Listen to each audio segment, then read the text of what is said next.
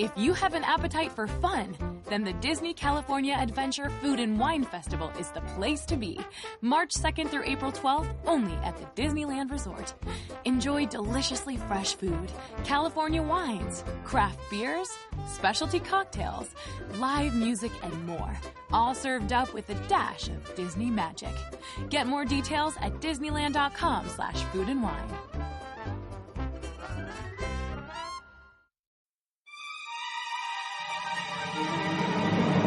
So, and then, of course, if you've been waiting this whole time to get Corbin Burnson and Mr. T in a room together, wait no more, because this is when the two of them are going to meet. And Mr. T is pissed that he hasn't used the tape of the guy accusing the ONE of being evil as evidence in the trial.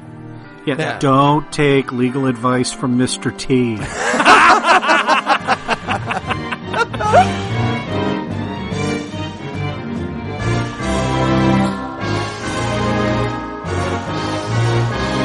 God-awful movies.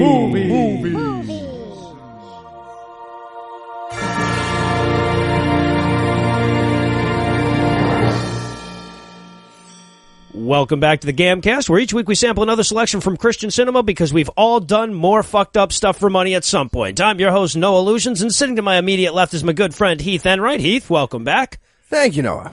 You know who's a bad actor? Mr. T. Yes. In just epic ways. Oh. And sitting 81 miles to my right is my bad friend Eli Bosnick. Eli, how are you this fine afternoon, sir? I'm good, Noah. Ready to do a movie review. Do it hard. Do it good. Hep doesn't get invited, boo. I'd say that was your one, but it's pretty much hopeless. And sitting 231 miles to my south is our guest masochist today, Andrew Torres. Andrew is a Harvard-educated lawyer, the co-host of the Opening Arguments podcast, and a notorious armature debater. Andrew, welcome to God Awful Movies, sir. Thanks for having me, Noah. And we're really excited because we're watching a courtroom drama this week, and we wanted a legal expert to help us like rip into the really lawyerly parts, which, as it turns out, is kind of like inviting an astrophysicist on the show to determine the scientific accuracy of the cow jumping over the moon. So what do you think? Are you up to the challenge? Yeah, well, I have a large glass of scotch and an even larger bottle next to it, so I'm ready to go. And as we learn in this movie, that is a big part of being a lawyer, is just having scotch at the ready. See? Yeah, that's 100% accurate. But very realistic movie. So tell us, Heath, what courtroom drama will we be breaking down today? All right, we watched Apocalypse 4, Judgment. And nothing I might say here is better than the actual tagline. So please. Here it is. It's the Supreme Court versus the Supreme Being. Let the trial begin. And unlike The Firm and Miracle on 34th Street, this one is very accurate when it comes to legal courtroom stuff. It's a laudable movie. Very good. Andrew can back me up on that. There you go. And Eli, how bad was this movie? Well, if you love legal dramas, but you hate that they don't feel like you just took 3 tabs of acid, you will love this movie. It's The Firm for the mentally infirm. All right, I should mention to the audience that over on Opening Arguments, every month for their Patreons, Thomas and Andrew do a segment called Law and Awful Movies, where they break down a legal movie and all the stuff that they got wrong on it. So Andrew, in addition to being an expert on the law, is also a kind of an expert on terrible legal movies. So where does this one slot in for you, Andrew? This is perhaps the greatest movie I have ever seen in my entire life. I learned so much about courtroom procedure, about how to structure your the whole use of props. I mean, it's brilliant. See? It's I don't want to spoil anything. I'll stop. Opens up all new worlds of lawyering, doesn't it? Now, okay, so I feel like the entire point of doing this 4-part series was finally getting to the one with Mr. T in it. So, and now there wasn't a whole lot of Mr. T. He was kind of like the Darth Maul of this movie, just showed up here and there. The movie really focused on other things. So what do you think? Was it everything that you hoped it would be? Was it enough Mr. T? Was it too much Mr. T? Well, there's no such thing as too much Mr. T, is what we learned from this movie. All of my notes about Mr. T's performance in this movie movie are just the phonetic sounding out of what I think Mr. T is saying in this movie.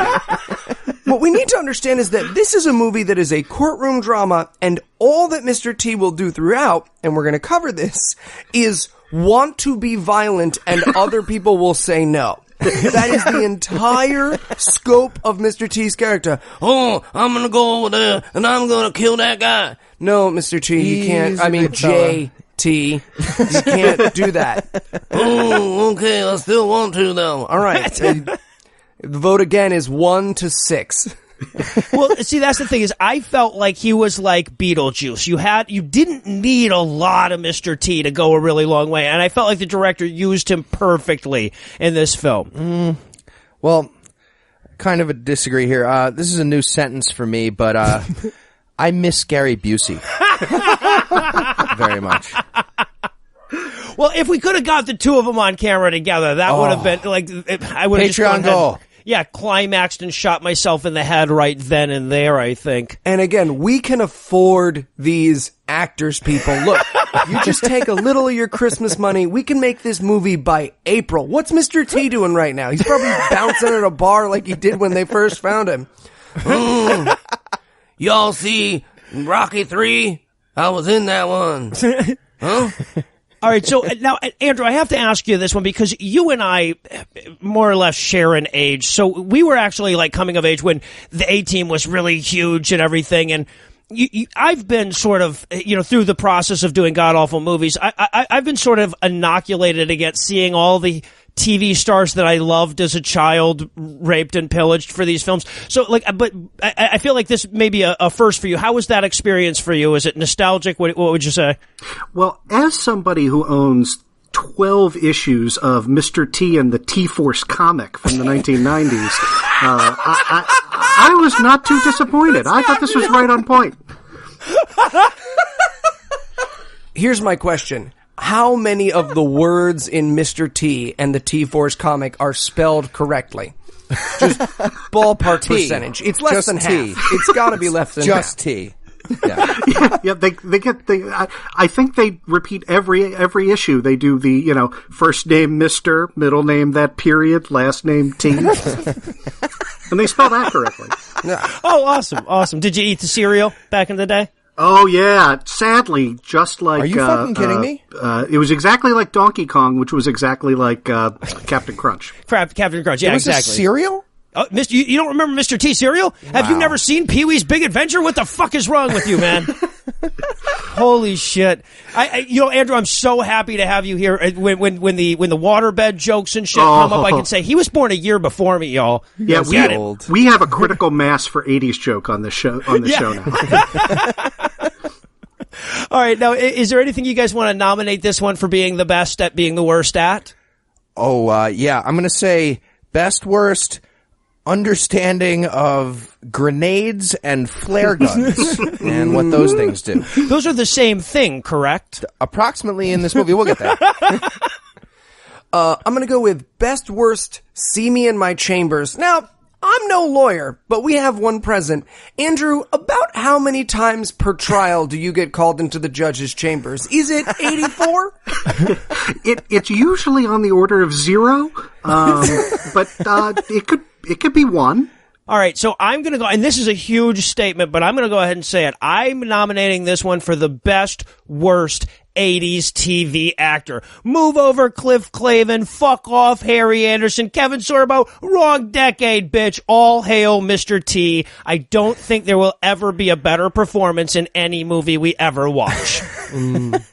I loved this so much. Every line was like a pearl issuing from the vagina of an aged virgin. It was amazing. I relished every moment he was on screen. All right. I have a lot to say about that. So as much as I pity the fool who watches this movie on purpose, I also am that fool. So we're going to need to take a quick self-pity break. And when we come back, we'll dig into all the random argumentation that is Apocalypse 4 Judgment. Hey, Andrew, thanks so much for coming in. I cannot wait to have you on the episode. Yeah, this should be fun. Yeah, been looking forward to it for a long time. I don't know where Eli and Heath are, though. They said they were... Mr. Torres. Or is it Torre? It's Torres. You know this. Guys, what are you doing? Lawyer stuff, Noah. You wouldn't understand. Sustained. Oh, God.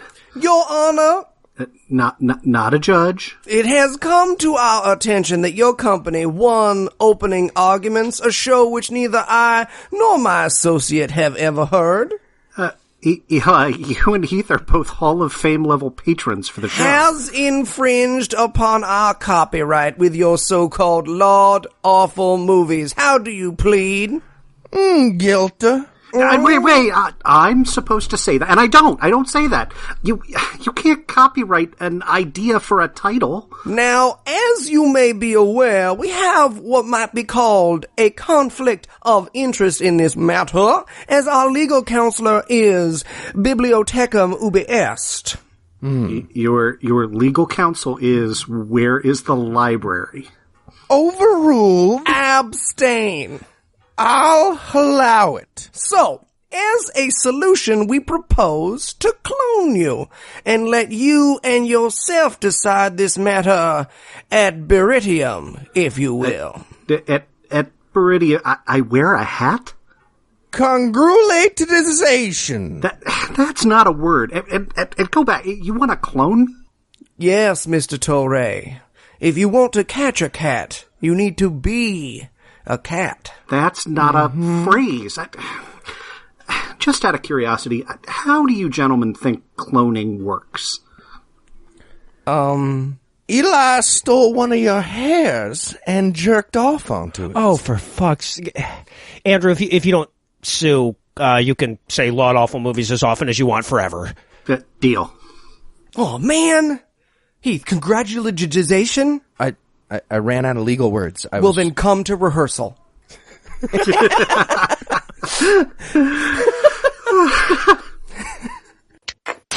And we're back for the breakdown, and we're going to start off with the main character, Helen Hanna, who died in the last one, sitting in a prison cell with some worms to eat, apparently. Yeah, worms in her food, but also very clearly Pepperidge Farm cinnamon swirl bread in the bowl. I thought that was a weird choice. But with worms. With worms. Wormy Pepperidge Farm bread. Yeah, exactly. Well, and speaking of that, I mean, they show Helen in a regular jail cell here as they're panning away during the credits. You will never see another regular cell in this movie ever. And that's a major plot point, too, right? So this is just the credits jail. Yeah, right. Well, exactly. And they will keep increasingly wacky enclosures for her from here on. All right, so then we cut to the Tron room, where we're going to meet Macaluso. But first we hear the news talking about all the various hater attacks. Yeah, and we hear about this as we're in this, like, I guess it's supposed to be like the office of the Antichrist, and the architecture choice here I thought was really brave. Giant blue light tubes. Yes.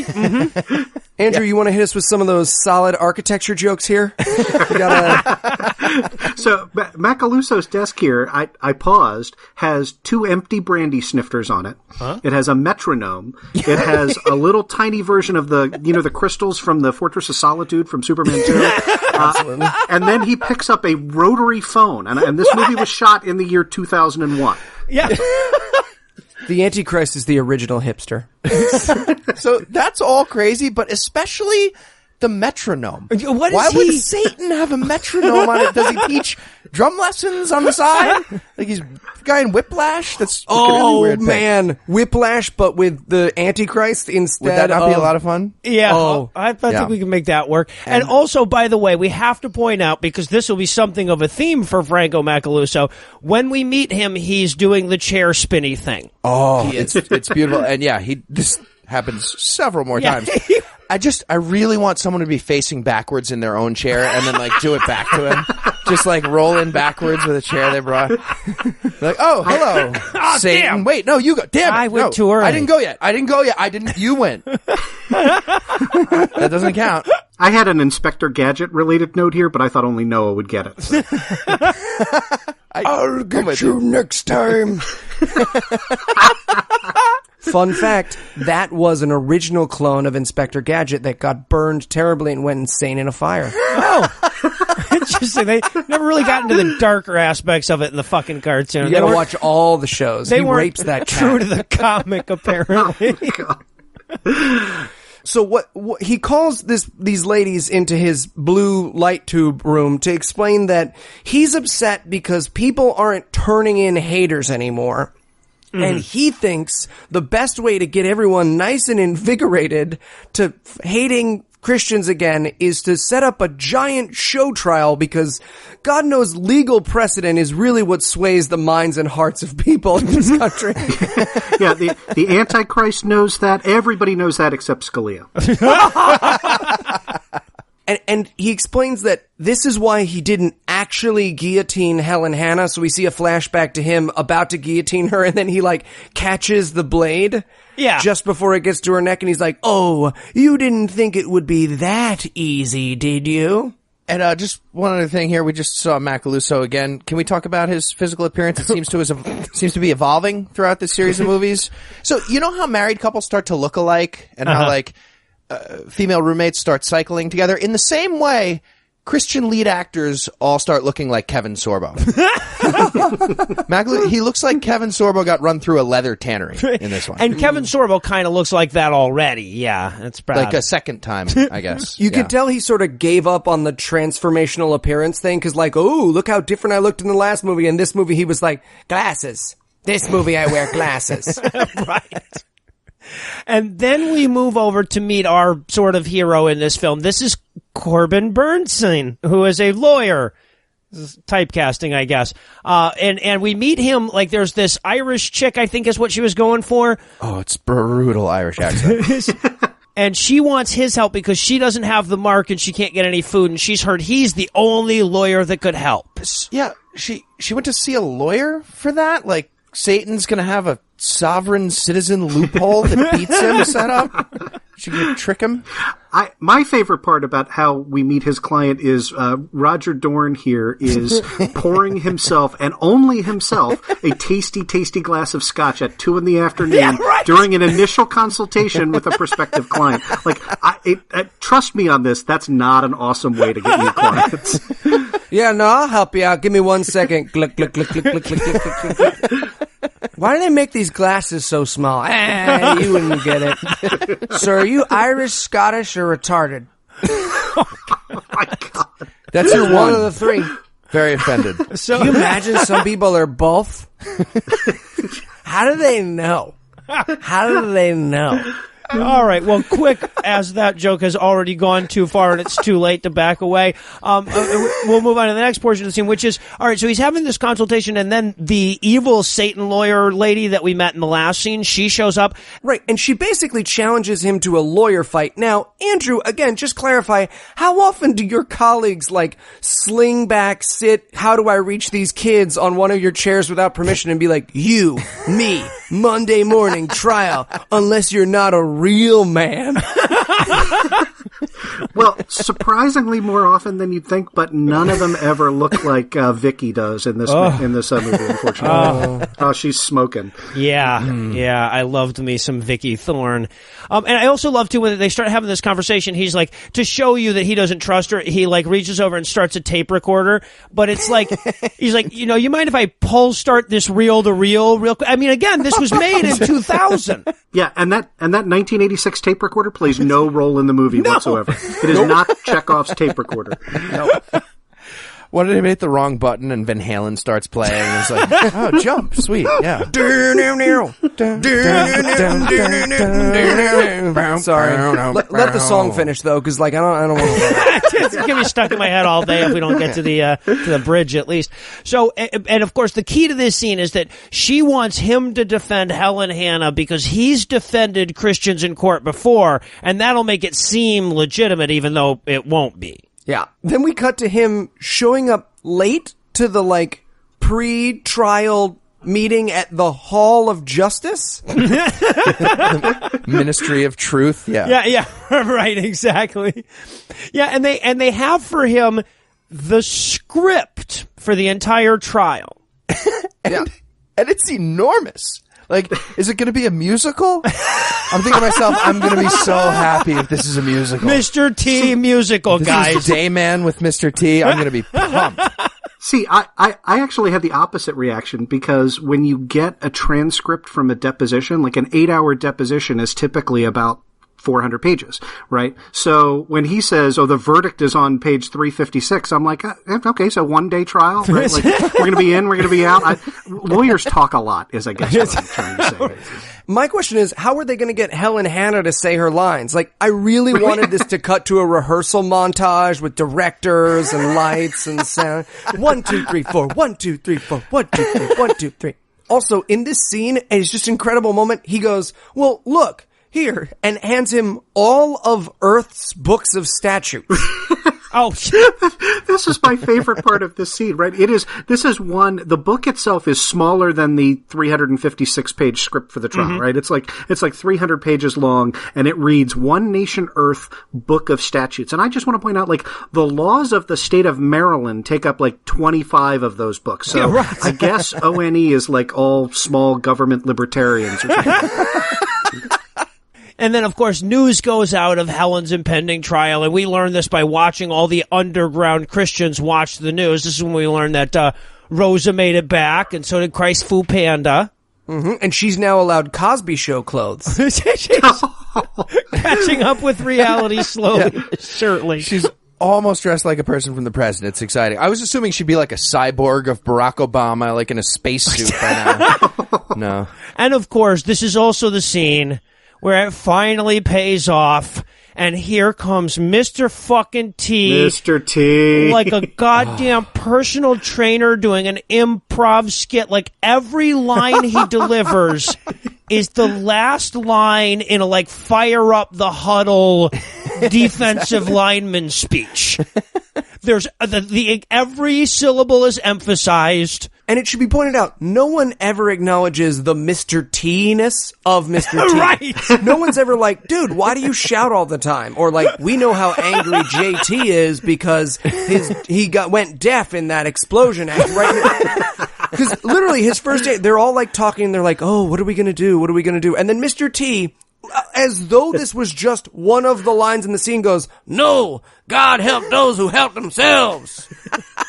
Like a guy snorting lines at a funeral, because everybody else in the scene is playing it so like melodramatic. They're like, oh, poor Helen, I thought she was dead. Oh, I bet she wishes she was dead. And then he just pops in, no, we all got to do something. We're going to help something. We're stepping to a Slim Jim. You know, like, fuck off, man. Also, I watched this scene like 6 times because he's explaining that he wants revenge, right? This is, if you watch it the 6th time, you'll understand Mr. T wants revenge, and he says, quote, and I'm glad to see we all have this in our notes.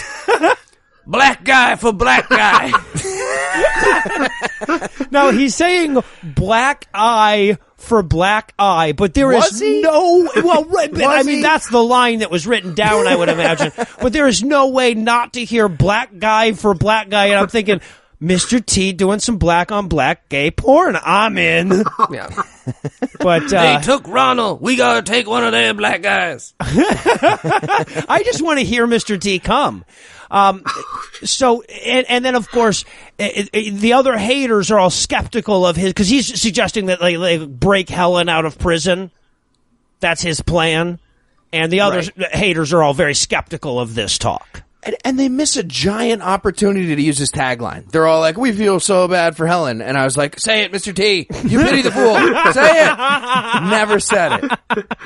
Oh, my God, Mr. T. And like I said, we don't need much of him. This was enough. I actually had to take a break. When he first showed up and threw out that first line like a wrestler challenging another wrestler, I had to stop the fucking movie, step outside, get some air, talk to the wife for a minute. I was just overjoyed. I should point out, right before I watched this fucking movie, my car broke down and will never run again. Like, that happened right before this. And after I watched Mr. T, I'm like, I don't give a shit about the car. You can get a new car. I have the memory of Mr. T saying, broken tooth for broken tooth forever. Can't take that away from me. Fuck you, oil pump. I've got my own joy.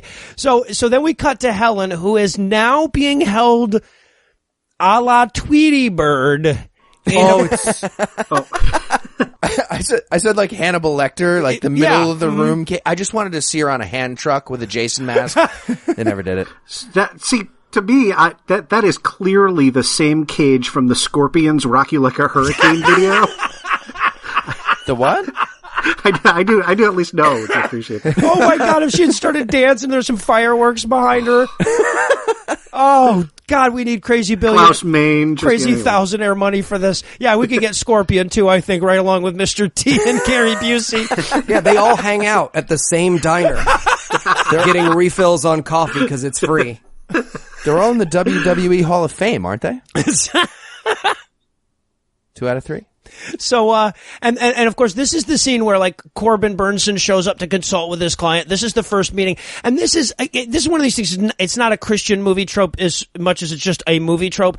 But in virtually every courtroom drama I have ever seen, when you get the initial consultation between the lawyer and the client is pissy and mean and won't say anything. Is that real? Why do they do that in fucking movies? Yeah, most of my clients are pissy and mean, so that seems totally normal to me. I said only nice things about you so far, Andrew. So I said most. Yeah, Eli's a nice guy. So, and of course, his recommendation is that she takes the 666 mark and therefore doesn't get her head chopped off.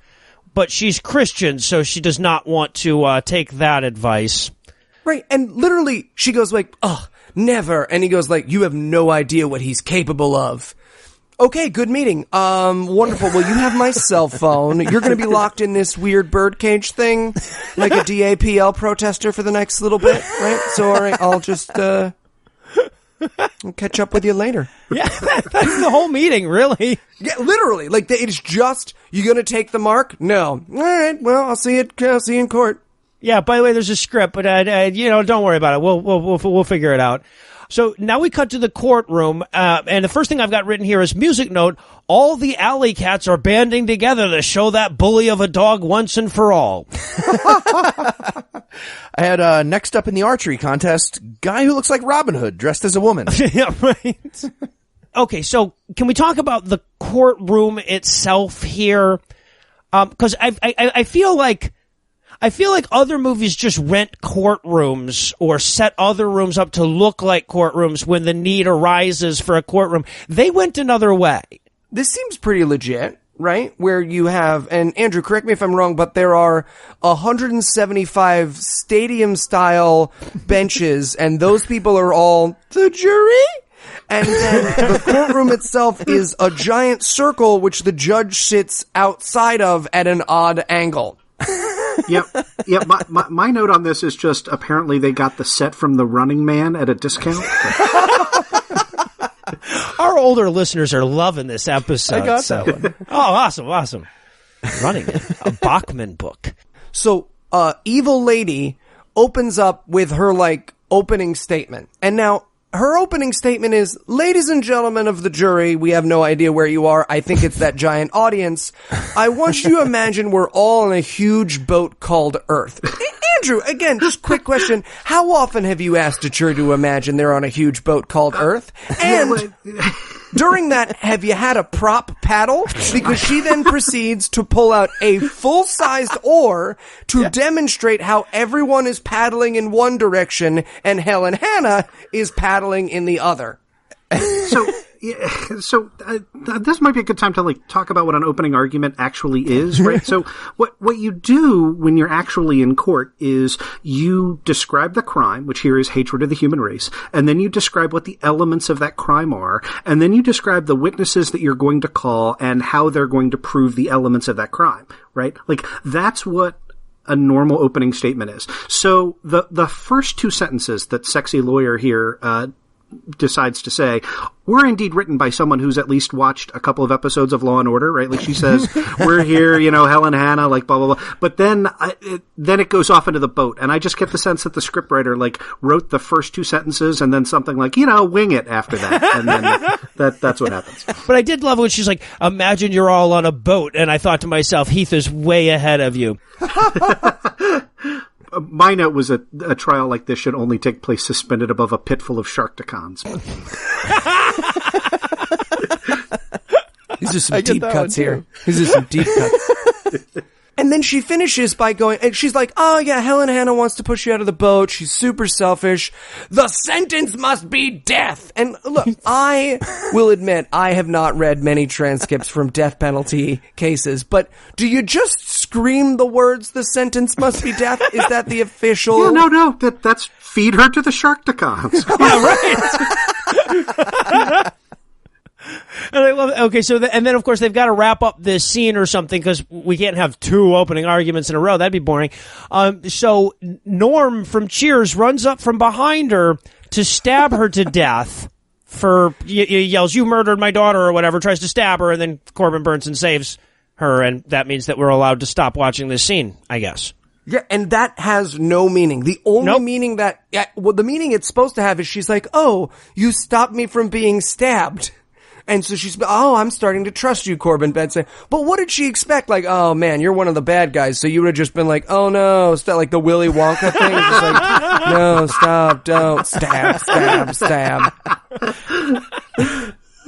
Well, right. The primary purpose that this guy tried to stab her serves is it ends the fucking scene. That's literally it. You could see the writers just going, so you just want to end there, or that'd be so if they tried to end all the scenes that way. It's like, well, I think we're gonna have a great picnic. So now we're heading back to the cell, and he's very upset with her for her outburst. He can't run a trial with her freaking out all the time about her innocence. And there's an incredible moment here where, like, the lawyer is trying to get Helen to, like, realize that it doesn't matter how Christian she is, they're gonna kill her and, like, compromise with reality. And there's a moment here where he goes, please don't lecture me about your suicide cult. And I wrote in my notes, the everyone who meets Eli Bosnick story. Also, I feel like storming out of two consultations in a row and yelling clever one-liners on the way out the door, that's a sign of a bad attorney-client relationship, in my opinion. You might as well stick his hand back in the door and throw a microphone at her. Yeah. I've been doing this wrong the whole time. So now we're going to cut to, I guess, day 2 of the opening arguments, where we get Corbin Burnson's opening argument, which also includes the paddle. See, that's how good a lawyer he is. He's like, you want to use paddles? I'll roll with that. I feel like you're not allowed to use the other side's props. If props are allowed in court, and God knows I hope they are, I feel like she should have been like, objection, that's mine. That's why I brought it from home. That's mine. I need it. Now, dibs would not be the silliest objection we get in this movie, by the way. Objection, dibs. I did the or thing first. But basically, he's like, I agree with the prosecution. Helen Hanna is a mindless slave, but should we try the slave or the master? And I wrote as a joke, he's gonna put God on trial. Nope. That's actually where he's going. That's not only where he's going, but that's where this movie is going. Now, keep in mind, once again, the original purpose was hatred of the human race. We have now completely shifted because he says, I want to put God on trial, and the audience is like, rabble, rabble, rabble. And the judge is like, well, fuck, now we got to do it. The audience wants to do it. Yeah, and I know it's kind of ridiculous for me to try and figure out what's going on here, but why would this be a defense, right? Like, Helen Hanna is charged with hatred of the human race, right? And so Roger Dorn says, we're going to put her master on trial. She was just a puppet. She was just following orders.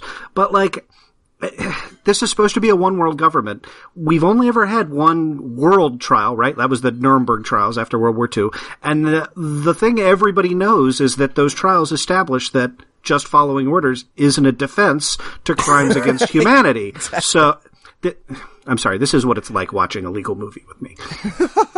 Well, here then becomes my question. Should they have put God on trial at the Nuremberg trials to get all those Nazis off? Like, if Göring had just been like, he made me do it, and Jesus is sitting in the back and he's like, I kinda did. So, if we get crazy time travel money, I'm just excited for when we get sued by the Cristiano brothers and we get to use their props. Just like go over to their desk and start using their pens. Just like, I'm going to gesture with this. Oh, you got a slideshow? My slideshow now. Upside down. Yeah, you know those ADF lawyers are going to bring props into the courtroom. Yeah, speaking of that, Andrew, I have a couple of questions. Do lawyers normally, like, pace around like that and, like, fiddle with stuff on other tables? And specifically, this is the biggest one. Do you ever lean right into the other lawyer's face with your hands on their table or the witness? Is that effective? I tend to do less of that than all the lawyers in this movie. Oh, I want that to be true so badly, just so I can, like, crawl sexy cat style across the Cristiano brothers table. Your Honor, I have a simple question, because I'm a simple man. Andrew, your client's still in blackface. Yeah, I can't wash him. He's very hard to catch. Objection. So, and I know I've introduced almost every scene in this movie by saying something similar to this, but now is the first of many times in this film that fucking Corbin Burnson's going to get in trouble and have to go to the judge's chambers. So the judge freaks out, when he suggests they put God on trial. He says, "In my chambers." So they head in there, and wouldn't you know it, Franco Macrocosm is there in the chambers, sitting in the chair, backwards again. Right. He does the chair spinny thing twice so far in Act 1. Yeah, we're 20 minutes in. He's done it twice. Does he have an assistant carry around a spinny chair just in case the room doesn't have one? I feel like he would have to. Also, he has a painting of himself above himself. I wanted him to spin around and be holding an even smaller photograph of him turned around in the chair, holding a smaller, but just like infinite regress. That's actually a slightly realistic aspect of this movie, right? Like, if you go into a federal courthouse, there will be pictures of the president and the attorney general, sort of all over the place. Which, oh my God, I just realized in a couple of weeks that's going to be Donald Trump and Jeff Sessions. So laugh it up now, guys. Yeah. Oh, that's going to make our trial even better, because the judge calls me in and he's like, "Seriously, wipe it off." And I'm like, "Oh, look at this painting." And I mash my head through it and I'm like, "What's going on? You can't convict the president. Presidential pardon." I pardon all of them. So, yeah, but of course, the key in this one is that Franco Macadoodle loves this idea of putting God on trial, so they decide to throw away the script and go with Corbin Burnson's idea, apparently. Yeah, and he says, it's her God we need to destroy, not her. Talking about Helen. So, does that mean that Macaluso wants Hannah to be found not guilty? I was confused. Not clear. Yeah, in the construct that they've set up in this movie, had God been found guilty, wouldn't she have been found not guilty? Right, that's Roger Dorn's whole defense. At the end of this, as we know, everyone just sort of puts their toys down and goes home because they ran out of movie. But what is being set up here makes absolutely no sense. Also, I wanted so badly for Corbin Burnson, once Macaluso was like, "Yeah, let's put God on trial," to be like, "Okay, cool. I'd like to introduce into evidence the time God killed everyone except like 3 people." All right, are we done? And then, so he says, "Alert the media, drop the script. We're going with this guy's idea." And I guess now we have to head back to Hannah's cell to tell her about it. Yeah. And again, they are not going to talk about the trial. They are going to argue about whether or not being a Christian is the better way to look at the world. Yep. I infrequently have those conversations with my clients. I just want to point that out. She's like, "Why do you hate Christians so much? Is it because we love our neighbors?" And look, I grew up next to a Catholic church. I wasn't allowed near their parking lot just in case they tried to love their neighbor, if you know what I mean. All right, so I'm not buying it, Helena. Don't worry, you were Jewish. You were safe from priests. But yeah, she gives him an email address where he can get the proof that he's Lucifer incarnate. Yeah, and it took her about 1/10 of a second to write down that email. It was like, a@b.co. There you go. Right. Have an email. Meanwhile, Thorne, the sexy lawyer chick that's prosecuting her, is meeting with a bald assassin guy that will play almost no role in this film. That was Heath, right? I have him as Mexican Heath and Mr. Clean's daddy lover. He looks like he got made up by Ryan Lochte during a lie.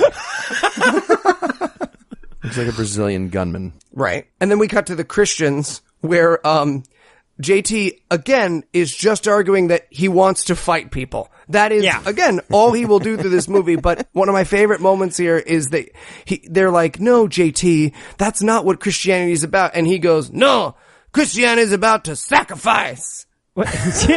Not other people, Mr. T. And he's having so much trouble pronouncing. He can pronounce about half the letters in the alphabet. And one of the ones he can't pronounce is the letter S. So clearly, that's a tough one. Little Lang don't do plurals. Plural. Yeah, he has, and that will not stop. It's fantastic. Yeah, and of course, the point of the scene is that we have to see them getting the email from Corbin Bernsen, because one guy says it's code to send Swag's tape, which is, I guess, the proof. Yeah, and basically what it turns out is they've got, one of those 9/11 truth videos, but, apocalypse-y. Mm-hmm. And I wrote in my notes here, hey, Andrew, you want to go debate that guy? You just know, right, because you see the first 30 seconds of the Swag video where he starts talking about that, and you just know that the part we don't get to see is how he's talking about how the ONE flag has gold fringe on the end of it, so Admiralty courts. That's an Admiralty flag! And, yeah. But okay, but here again, and this is obviously a, let's just say, millennial problem for the Christians. They completely misunderstand what the word evidence means, right? He says, I need evidence, and then they send him a video of a guy making a claim. Because it's just a guy saying, I used to work for ONE. They used this detonator to blow up the school bus. And I'm like, yeah, if only I could find somebody who used to work at Area 51 and would swear there's aliens there. Oh, see, now I feel really bad because I made a video of myself being like, hello, my name is Lucinda, and Eli would never accuse the Cristiano brothers of anything. So now I got to delete that from my computer. Well, and it's even worse than that because, and this will be a plot point later, right? Somebody making a video instantly becomes hearsay, right? You have to put the person, you would have to put Swag himself on the stand in order for any of this to have any meaning, even, impeachable meaning, right? Even in terms of being able to evaluate it. Otherwise, you're just like, yeah, well, this is a video. Get me the guy. This is why we have trials. Right? Yeah, or the detonator. Anything. Yeah. Well, yeah, or the detonator or something. But also in the video, he says, and I don't know if this ever comes back, he says, and I have proof beyond the shadow of a doubt that the ONE is behind this, and I will prove it in 20 minutes.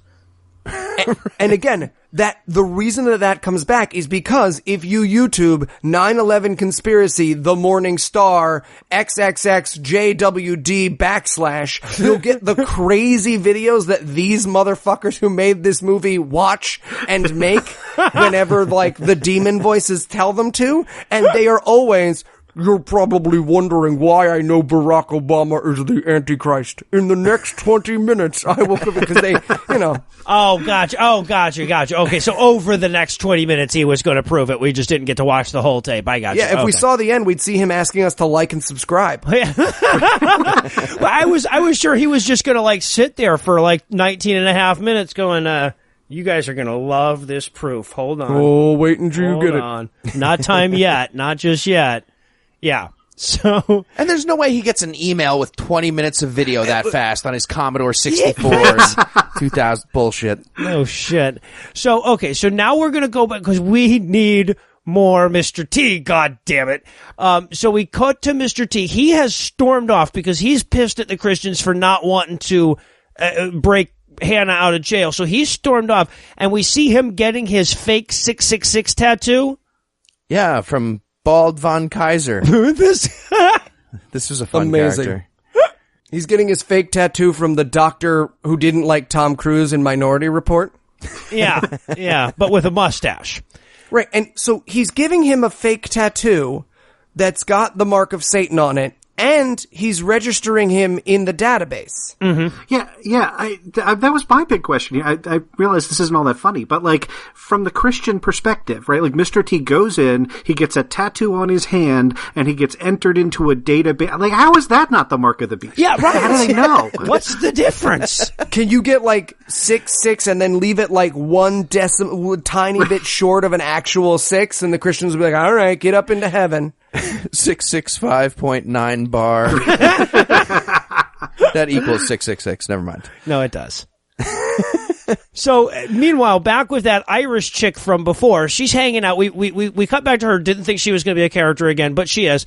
And her buddy are hanging around a trash fire like homeless people do, joking about how awesome it is not having the mark. Talking about the plot. Yep. And basically what we learn here is that there's black guy character who used to work for ONE, but he didn't get the mark, so he got fired, and now he can't get any food. And then there's, again, Scottish Girl or Richard Dawkins on September 13th of last year. She's also trying to convince him, and she didn't do it because she's a Christian, but it seems like he didn't get the mark because, like, he just didn't feel like it. Like, they were like, all right, everyone get your mark, and he was like, nah, man, I don't want to. Well, and that's what they give that to us for both of them, I think, that they didn't get the mark because, you know, it would clash with their watch or something. Yeah, icky. Yeah, exactly. But then, of course, Mr. T shows up and they run off. Right. And so when Mr. T shows up, he does this really weird thing. He, like, gets down low and checks out their footprints like he's a wilderness tracker. They're on a roof. I have no idea what's happening here. I wanted him to like lick his fingers and touch the ground and be like, a Scotsman and an African American. Again, like crazy thousandaire money, guys. All right, and then we have to cut to what is simultaneously the most meaningless and most amazing scene in this movie. So we cut back to the penny farthing tattoo artist guy that looks like he should be doing a fucking bodybuilding skit in the 1920s so that the bad guys can come in and kill him. Yeah.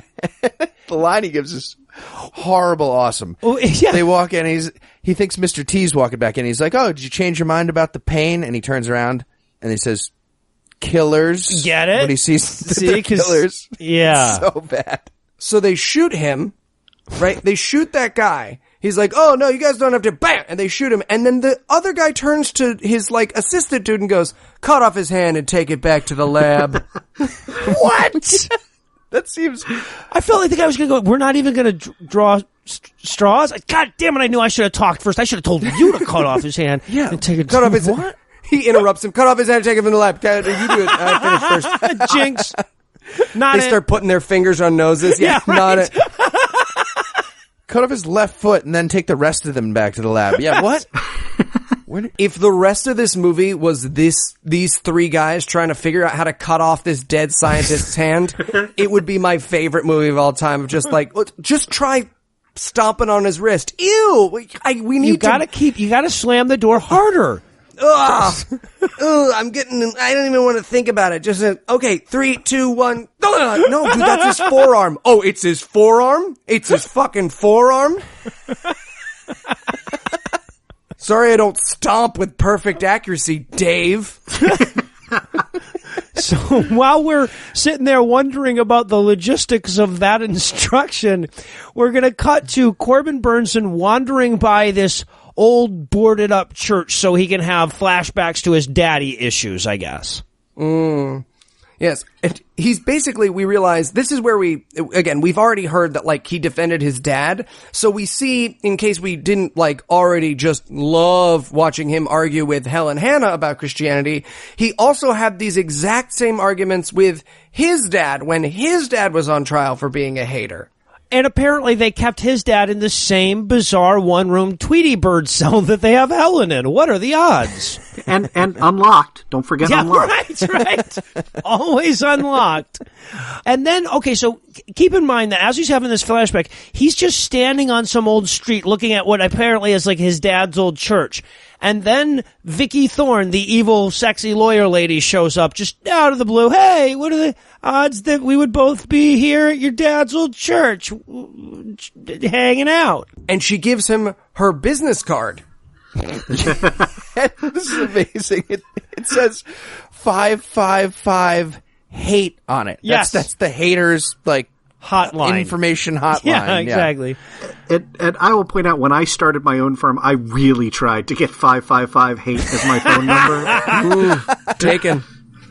Yeah. Taken.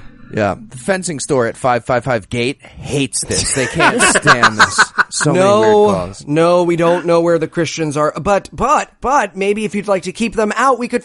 He hung up. Right. All right, so in case we were in danger of thinking these bad guys had a plan, so we just saw the cut off his hand and take it to the lab scene, and now we get this wacky shit. So Corbin Burnson walks away with her card going like, oh, what am I going to do? I'm starting to fall in love with Helen, but now they want me to turn in her friends or whatever. And the bald assassin guy from before shoots the boarded up church that he was looking at with a flare gun that causes it to instantly burst into flame from all four corners. Well, he poured gas all over it. He's got a gas thing. And if you pour gas on a place, it instantly lights on fire whenever any fire happens. 5-gallon gas can. He soaked the entire base of this house with. Or maybe there was like 35 and that was just, he was bringing the last one back. Well, it was one of those thermite napalm grenade flare guns. I do love the smell of flare guns in the morning. But yes. think of the planning that had to go into this, right? Because she then had to meet up with Heath's Latino brother, right?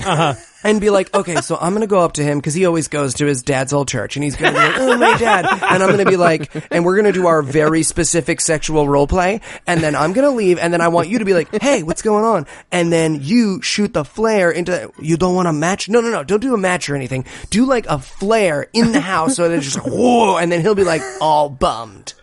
Well, right, because they let him see. That's important. They have to let him see. They have to wait until he walks away and then blow the house up with the flare so that he can really, like, I don't just internalize it. I don't. Fucked if I know. I want the cut footage of Mr. Clean, like, waiting for them to finish talking, just sitting in the car. Oh, man, I should have brought some people with me. Could have played board games. I'm going on a picnic, and I brought something. Well, nobody's here. Oh my God, I played this game before.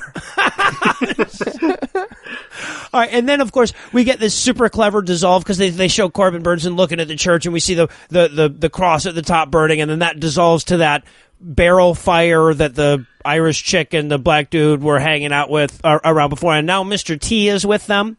Oh God, I love Mr. T. Like, again, you have to imagine every line, all the word. Well, just think about Mr. T talking. He talks like that the whole time. Yes. Yeah. And here's what's amazing. So I watch these movies first and I write little vocal cues, which regular listeners will know. So we know like what scene we're on. My vocal cue for this scene was "Scoo to see you, gas."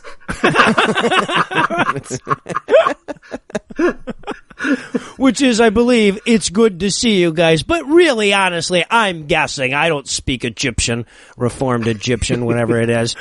Yeah, now, but of course, the reason Mr. T is here is because he wants their help to rescue Helen Hannah. And if they help, he'll give them food and a mark detector jammer. That's actually what he calls it. Right. And this scene's supposed to be kind of serious and like a little bit depressing, but Mr. T keeps smiling during the scene, and then he clearly gets scolded by someone off camera like several times and tries to stop smiling, but he can't. He keeps going back to smile. It's amazing. So good.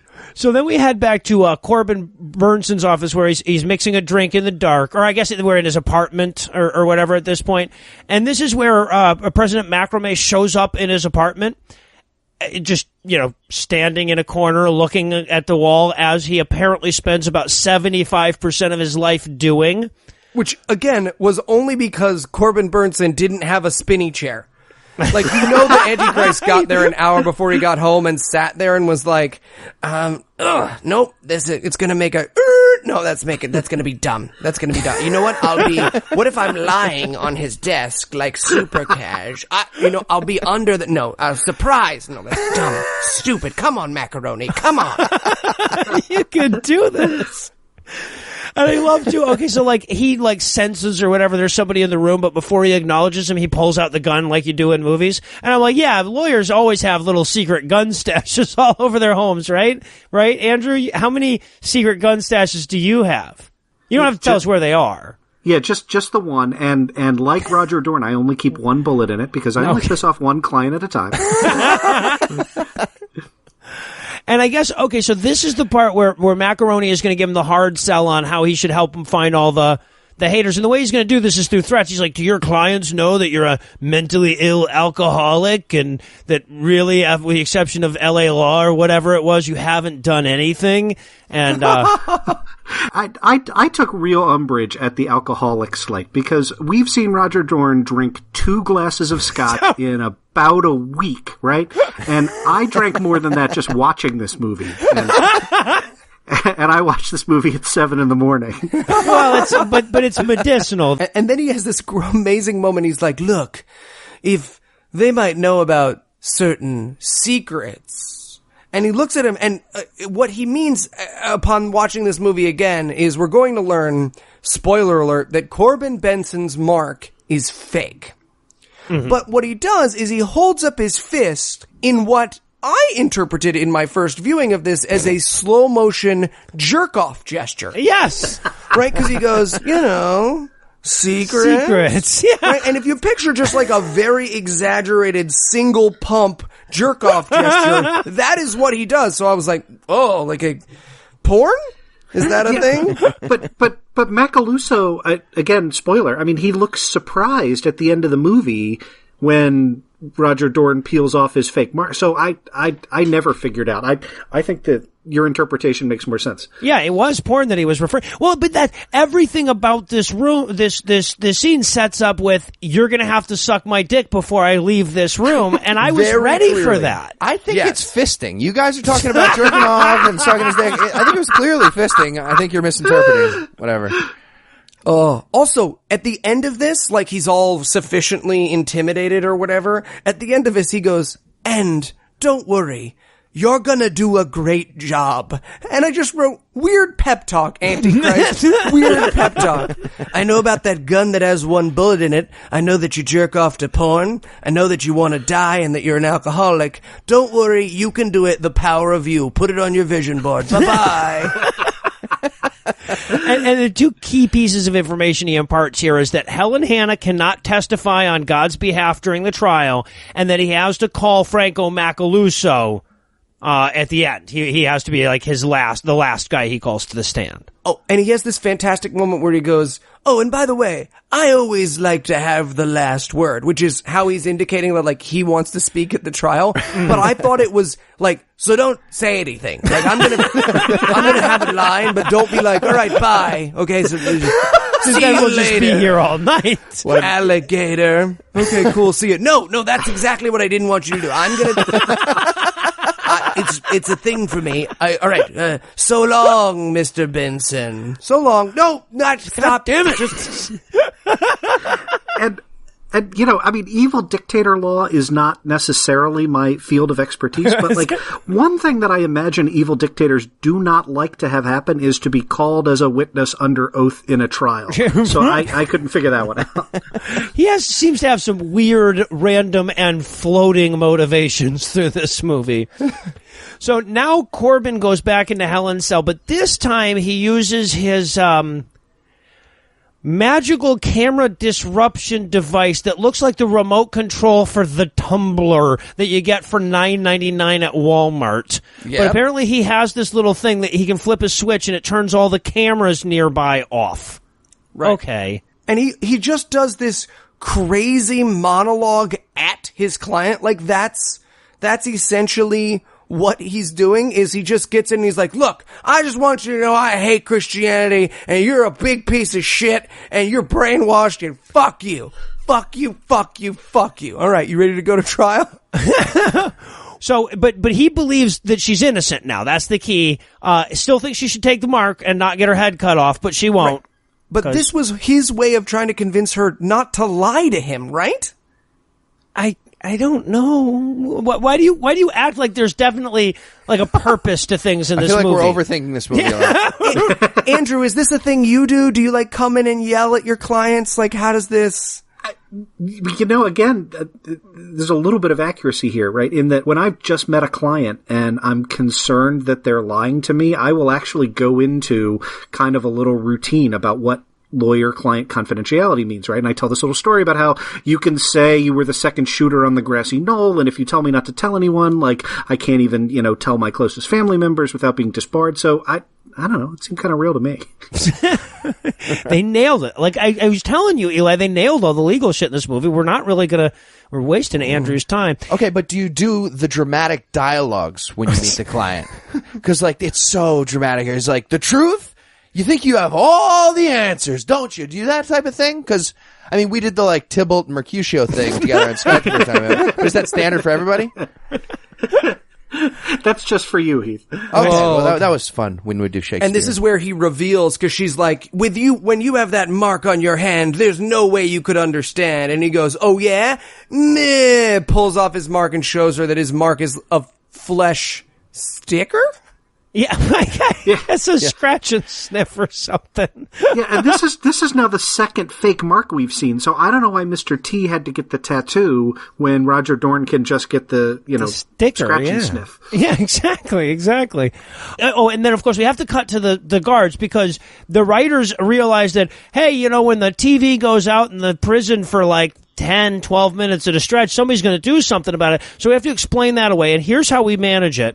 We go to the guards, and he's like, Alan, fix the cable. And he's like, I always have to fix the cable. He's like, shouldn't we call in the fact that our equipment's not working and we're unable to do our job? And the other guy goes, oh, I don't want to do all that paperwork. I'm like, oh, okay, nailed it. It makes perfect sense now.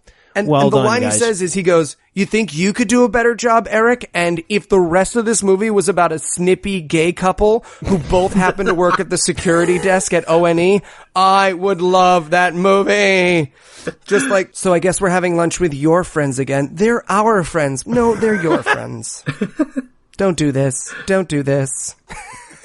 And of course, in the meantime, Helen and Corbin are arguing about whether or not he believes in God and whether or not God turned his back on the world and whether or not his ex-wife thinks he's weak. Like, that's the conversation they're having. Important shit at this moment, I guess.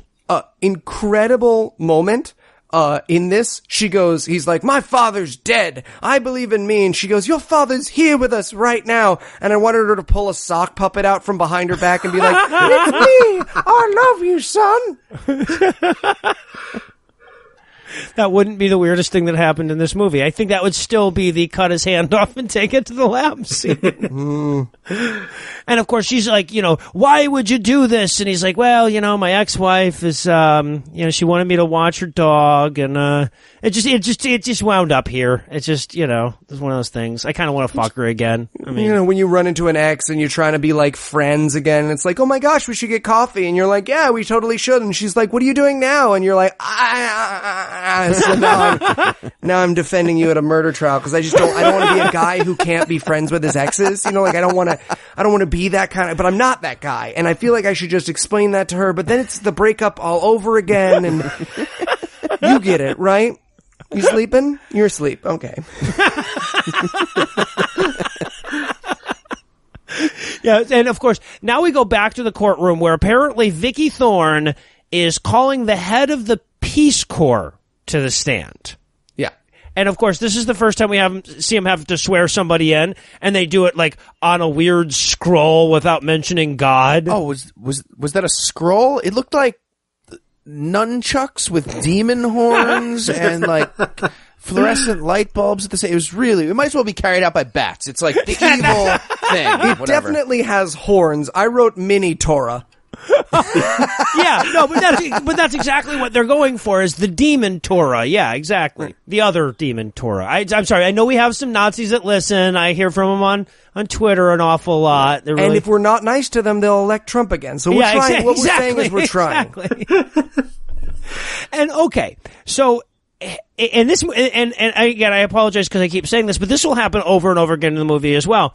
They make a really solid case against Christianity within their movie, within their world, right? Because, like, she brings the head of the Peace Corps up and she's like, what was Earth like before all of this? And, like, everybody there wasn't there. But anyway, he's like, oh, there's a lot of ethnic cleansing and hatred and war. And she's like, and how about now? He's like, yeah, none of that. And I'm like, okay, well, fuck Helen Hannah then. This movie is beating itself badly. How many fake bombings equal the Christian era? Like, I'm just saying, like, if we do the math here, I don't want to be the guys from the Ford Pinto or anything, but I'm just saying, we do the math. I keep getting sided over to the Antichrist again. Yeah, right, exactly. Satan's world is way better. I would totally take a fucking hand tat and a VR shakedown now and again if it meant there was no more fucking war or ethnic cleansing. And it's a credit card? Are you kidding me? Yeah, Clearly, exactly. And like the whole audience is going, yeah. I mean, this unrelated fact seems like it makes Helen Hannah guilty or whatever. But she turns to Corbin Burnson, right, and she's like, ask him what price we paid. And he's like, what? That doesn't make any sense. No. That's a dumb question. You want him to say our souls, but no one thinks that but you, Helen. That's a bad argument. Also, Andrew, quick question. How often do you get hints from your clients? Because I'm willing to give feedback during our eventual slander trial. I just want to know how open you are to criticism, like me being like, Andrew, smile more. Smile more. Big hands. Holding up like a little phone camera. Shh, I'm videoing him. Oh, look at him go. Oh, I'm going to put this on Facebook. So I get that all the time, but like, I mean, you actually hit on, sort of the actual lawyer part here, which is when you ask somebody a question in cross-examination, you have to know what their answer is going to be for that to be a sensible question.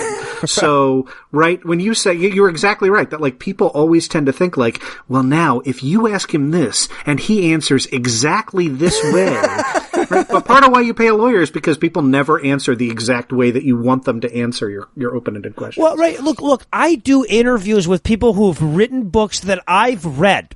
Right? If ever there was a time where you could set up a question and think you know what the fuck somebody's going to say, it would be then, and you'd be amazed at how often people are just like, oh, that's what you were steering towards. Okay, I gotcha. Like, no, you're in check. You have to move the bishop. You have to block the king. No, you're in check. This is where you reference the book. You have to. Yeah. You wrote.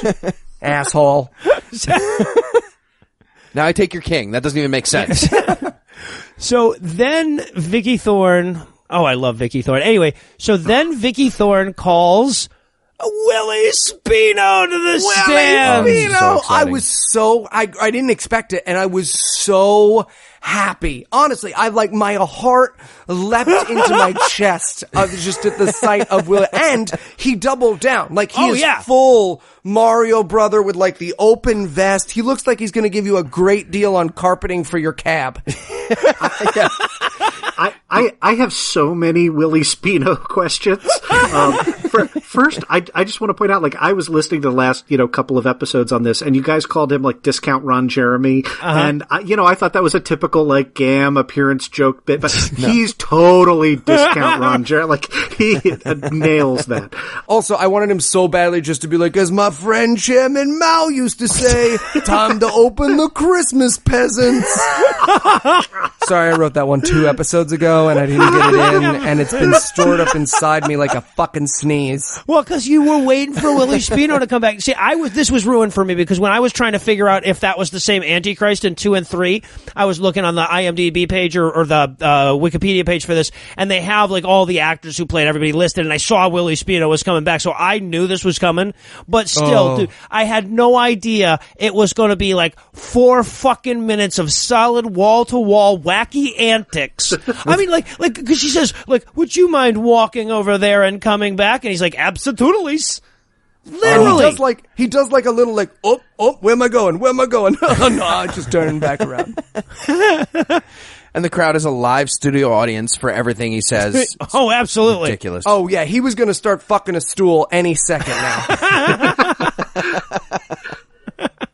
And of course, and she goes, that's a mighty impressive walking, but you used to be in a wheelchair, didn't you? And he's like, yep, I was. And the crowd goes, like, didn't they notice that there was no more handicap parking?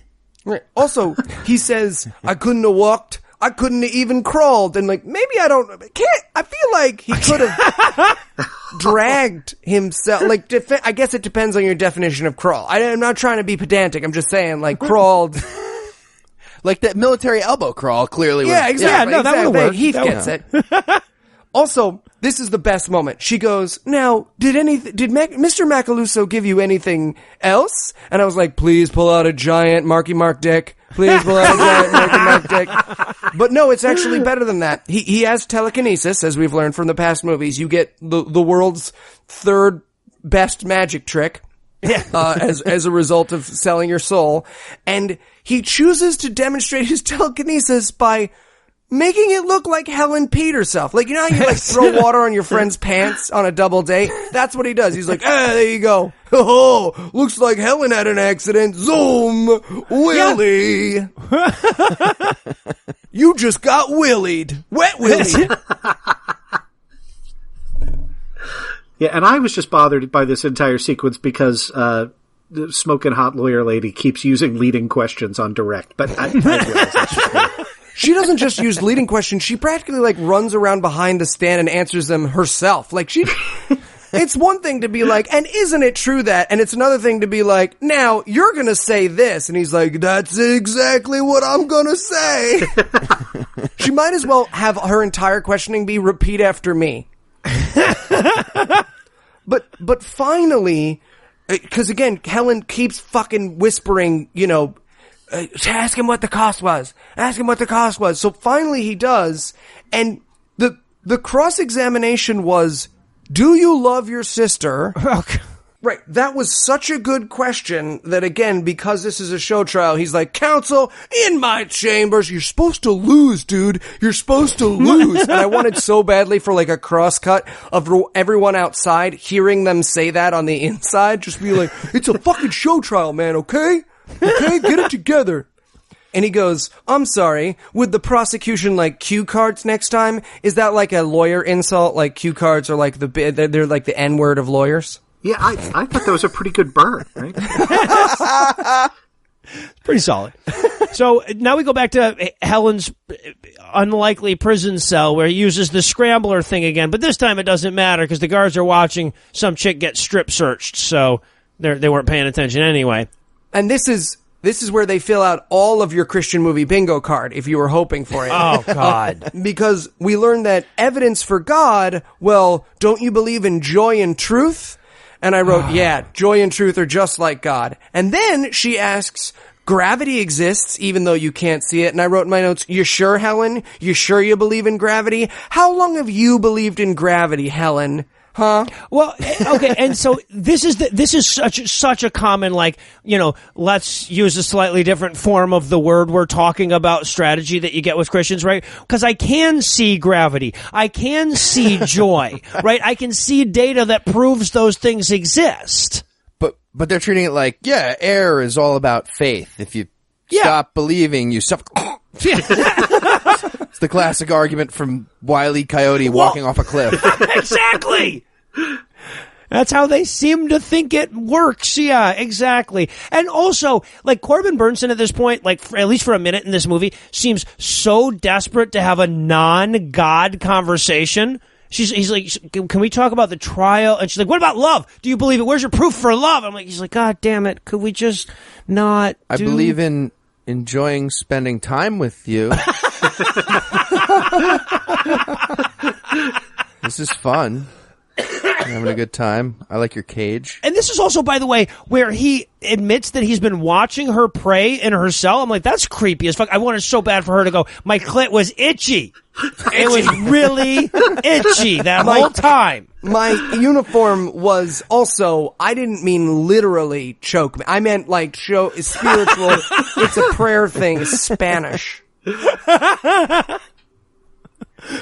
Oh, Jesus Christ. Oh, and also, like, this is where we cut back to that scene with Mr. T where he's just like, where someone's like, well, what if something goes wrong? And he pulls out his gun. Yeah, a machine gun. Yeah. He brought one automatic weapon in a dog carrier in case something goes wrong in this whole plan. I was really hoping this movie would end with Mr. T bursting into the courtroom and shooting everybody while calling them suckers, but unfortunately... They tease you with it like it's gonna happen, yeah. So then we go back to Corbin, and he's at his wit's end about how to defend her, and she wants him to let her testify, but of course, the Antichrist told him that he's not allowed to do that. But he'll think about it. And while he's thinking about it, a security guard comes together and let us out of that goddamn scene as well. Oh, and it's so close to a porno, too, because he goes, look, you need to give me something. And she goes, oh, I have something to give you. And the guard comes in, and I was like, oh, fuck you, guard dude. Finally, I was going to get the Helen Hannah porn me and our listeners have been waiting for. I feel like the guard could have been involved. Whatever. Right. Well, that didn't have to end there. It's time for your cavity search, Mrs. Hannah. Yeah. Oh, the cage could have been involved? He's got that big string of keys with that ring. So, and then we go back to Mr. T, and he finally uses a plural. Very impressed. He goes, this is the actual line that opens up this Mr. T scene. And again, I'm not going to do the voice. Eli, you'll do the voice. You're more racist than me. If you don't mind, I got it written in my notes at the very top there. If those 666s are intent on going to hell, I say, why can't we help send them there? That's his actual goddamn lines. And then he quotes the Bible. And I want to say, I could watch Mr. T read Bible verses forever. Honestly, Mr. Thomas, T if you're audio listening, Bible. Thomas, reboot as Mr. T and just read the Bible again. Yea, though I walk through the valley of the shadow of death, I will feel no evil. See, I was watching this and thinking, this movie was filmed 7 years after Pulp Fiction, so there's no way that Mr. T did not realize he was doing a bad Samuel L. Jackson impression. But he was doing a better Bible quote. He's having a lot of... It sounds like he's squirreling peanuts the entire time he's trying to deliver lines. And there's this one where he clearly doesn't know where his accent goes. Like you said, he tries to normally accent every single word and syllable, but he fucks this one up. He's like, this mark stands for nothing. Not when it's on my hand, but it's supposed to be not when it's on my hand. Yeah, right. But he says it as though they were going to put it on his dick or something. Not when it's on my hand. Fuck. Not when. So then this is so clever. While they're standing around arguing about the plan, the trial comes back on TV and they sit down to watch it, which is how we cleverly move back into the courtroom scene. But before we can follow, we're going to take a much needed break. And of course, before we do that, I'm going to give Act 3 the hard sell. Will Helen Hannah be found guilty of Jesus not existing? Will Mr. T deliver a line like a human person? Why the fuck did they ever stop making these movies? Find out the answers to these questions and more when we return for the painfully telegraphed conclusion of Apocalypse 4: Judgment. Well, if it isn't Dr. So-and-so. Oh, no, you guys don't have to... Cut his hand off and take it back to the lab. Wait. What? Cut his hand off and take it back to the lab for analysis or something. What? Fuck you. How am I supposed to do that? Cut his hand off? I don't know. Look for a bone saw. A bone saw? I don't think this guy just has like a bone saw sitting around. He's like a fake tattoo artist, not a Civil War surgeon. What are you talking about? Okay, then use your gun. Just shoot and... Use my gun? Would I just shoot him in the wrist until his fucking hand comes off? I'm wearing a suit, Dave. You gonna pay for this dry cleaning? Oh yeah, sorry, my boss asked me to shoot a guy's hand off. How much is that gonna be? Fine. Okay, just put him in the car, and then we can cut his hand off at the lab. They'll do it at the lab. Yeah, great. Let's put the dead guy in my Ford Escort. Sounds fun. You want me to cut his head off with my car door or something before we get there? No. You sure? Maybe rip his legs off with my windshield wipers? I could do that. Just forget it. Let's go. Cut off his hand and take it to the lab. And bite off his dick and take it to the zoo. Great job. You're an awesome boss.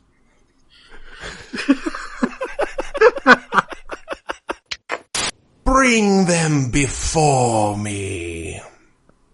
Hey. Hi, dude. How's it going? Hello? Who is this new one? There were only two. Oh, yeah, this is our lawyer, Andrew Torres. Hi. Yeah, I figured it'd be a good thing to bring him. Yeah. Very well. Well, I come to you podcasters once more for assistance. This week, Helen Hanna goes on trial for being a hater. So we're sticking with hater. Drop it. Fine, whatever. Sorry, Mr. Macaluso. Sounds like a noodle. I'll use my Antichrist powers to turn you into a noodle. I just want to step back a second. Can I ask, why are you having this trial? I mean, aren't you the head of the world? I mean, couldn't you just call her guilty and execute her? And I mean, this just seems to be a big show for really no benefit. Oh, well, no, because when I win, everyone's going to be like, whoa, that shit's legal now, like a lawyer said yes. No, I don't really understand. Yeah, that's because it's stupid. You're stupid. How do you like that? Okay, what would you suggest then, Mr. Torre? It's Torres. Meta. Honestly, just stick with the world peace thing, right? Like 100 years or so of world peace will be a much better plan than a show trial with a former newscaster. I mean, trust me on this. Very well. You gentlemen may go. Mr. Torres, one last question. I'm thinking loaded guns in the courtroom, like props and stuff. Yay or nay? Oh, definitely. Yeah, go for it, dude. Perfect. Don't take legal advice from a podcaster. Except that. Yeah. And that. And that. And we're back for more of this shit. When we last left our hero, she was settling in for another day in court, and now we finally get to the part of the movie where even I had to stand up and yell objection. And of course, that would be the part where the prosecution calls Helen Hanna to the stand. I'm afraid that defense counsel was not aware that the statute was revised during a recent legislative addendum. Okay. First of all. So, no, wait, I gotta come in before my head explodes. So that's the objection, right? So the prosecution calls the defendant to the stand, Roger Dorn objects, and the judge says, is counsel not aware that the statute was revised during a recent legislative addendum? That's a 13-word sentence, and there are at least, 5 major errors in it, right? So let's start at the beginning, right? Number one, in a trial, even in a criminal trial, presumably for hatred of humanity, the lawyers exchange witness lists, right? Like, that's how you can prepare for, who you're going to cross-examine next. Even when the trial isn't scripted, and this trial is scripted. We've been told that already. So, there are no surprise witnesses, right? Number two, it's not really a statute it's that the prevents... Fifth Amendment! Yeah, and so, I kind of feel like maybe what they're saying is that ONE repealed the Fifth Amendment, but don't these conservative Christian types hate the Fifth Amendment anyway? So, would that, that'd be a good thing that the one, I don't know. I guess they abandoned that because it'd be too confusing. You haven't gotten to my favorite mistake yet. Yeah. I suppose it goes without saying that a legislature can't repeal the Fifth Amendment, or that revising a statute doesn't imply that it's been overturned. That's a weird word. And or that an addendum is a thing stuck on the end of something, right? It's not even a common legal term, right? The common legal term would be appendix, right? But it was all I have to say is the aneurysm that was in my brain, reached down and throttled the rest of my nervous system at this point. So I did the scriptwriters a favor here and wrote them a better line, which is the judge saying, counsel, the Fifth Amendment was abrogated by the ONE Charter, and every school child knows that.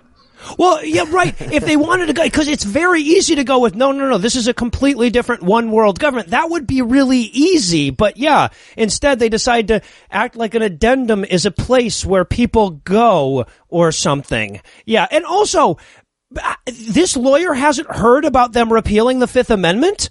Yeah, I mean, my practice now is basically vetting dick jokes for a living, and even I would know if they repealed the Fifth Amendment. So. Well, I should explain that lawyer, Corbin Benson, he's from that Lawyers on the Left Facebook group, so they didn't really... Facts aren't a huge important thing for them. Also, Andrew, I just want to point out, if you gave the Fifth Amendment was abrogated by the ONE Charter, every school child knows that, the scriptwriter of this movie would then call a school child to the stand. That is what the people who wrote this movie would take that sentence to mean. So here's how the questioning basically opens up. The prosecutor goes, Helen, do you believe that we're all damned and macaroni is evil? And she's like, yep. And I wanted her so bad to say, okay, no further questions. That would have done it.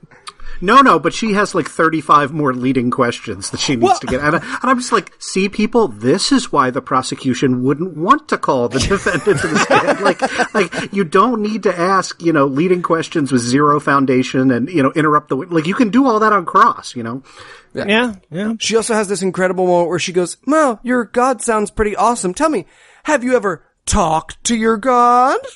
Yeah, and that was weird because I'm watching that going, she's a Christian, so isn't her answer going to be yes? Like I talk to him in prayer every night, but no. Yeah, right. She never asks, did God ever speak to you? Yeah, right, exactly. So, and also, by the end of it, she's not even asking questions anymore. She's just like going down a list of insults. She's like, she's misled, selfish, and prejudiced. That is what Miss Hannah is. Also, look at her goddamn eyebrows. They look like someone put stucco tape on an old dog. I was a little bit turned on. Is that just me? Yeah, absolutely. I thought they were en fleek or whatever. He's hip. Yeah. So then Corbin Brenson decides that he is going to cross-examine, and his question for Hannah is, why aren't you rowing the boat with everyone else? To which the prosecution's response is, objection, conjecture. Conjecture on what she thinks? Because that's what he just asked. He's like, what is your opinion about X? And she's like, oh, objection. I'm like, she can't conjecture on her opinion? Yeah, objection conjecture is not really a very common objection, and it seems to be the only thing these scriptwriters know. It's really weird. I don't know. I don't know how to explain what's going on here, but you can cross-examine anyone on anything that was the subject of direct examination, and you can obviously ask a witness for her subjective opinion. So obviously, that gets sustained by the judge. And to be fair, I think conjecture is by far the realest objection we get in this scene. Yes. So, well, and if you don't believe me, wait until 2 lines from now.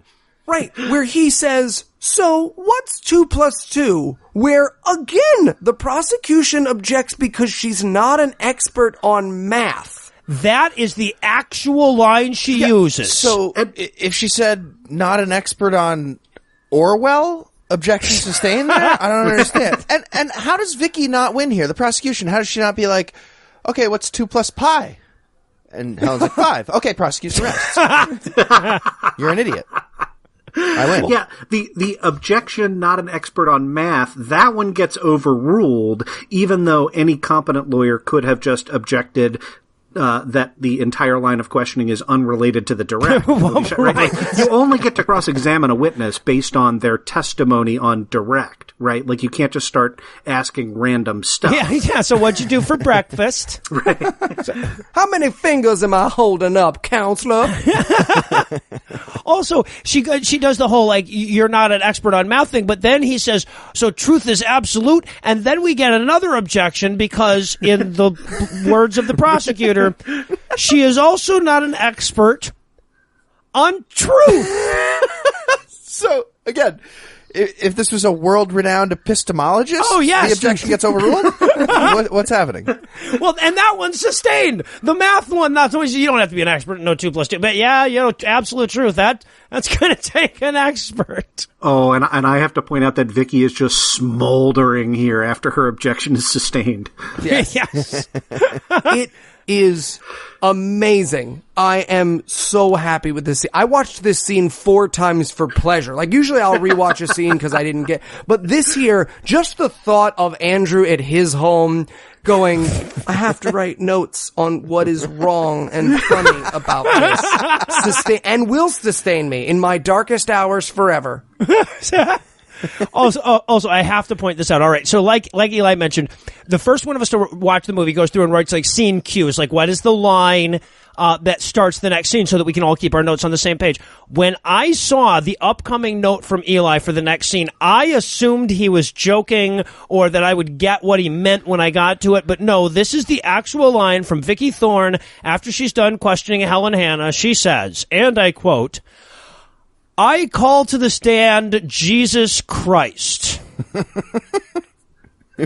And he doesn't show up, so I wanted so bad for them to issue like a bench warrant or something. Yeah. This whole principle is Homer Simpson doing, Lord, I offer you these cookies, say nothing and I will eat them. Right. Thy will be done. Yeah. But I guess the point that she's making with this is that Jesus can't come to the stand because he's not real. And it's so good. And look, Andrew, all I'm saying is when we are eventually sued, knowing that the people who sue us think that this is the law, can we just let them go?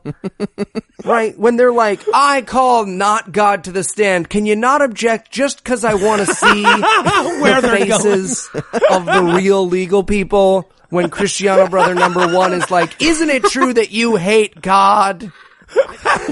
I mean, you're laughing, but like, I can do that because what this movie doesn't understand is that lawyers saying stuff is not evidence, right? Or, grandstanding or like witnesses not, like, none of that counts. So yeah, go nuts. I don't care. Just Andrew playing a Game Boy. Yeah, no, that guy hasn't called a witness in like 26 minutes. Got him. I also love Vicky's like saying like, show yourself, son of God, come defend yourself, show us some of your miracles. I wanted so bad for a glass of water to fall over. What? I've been working on it. Right. The other guy in the last movie wanted me to do that. But it was Spino. Right, yeah.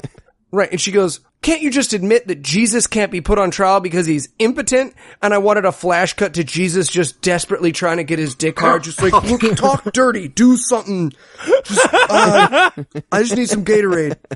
Can you dress like a horse? I like it when you dress like a horse. My resurrection's lasting more than 4 hours. What I do. But apparently this whole grandstanding, calling Jesus to the stand thing was really just a big intro for Franco Macadoodle Dandy, who actually can come to the stand because unlike some messiahs, he exists.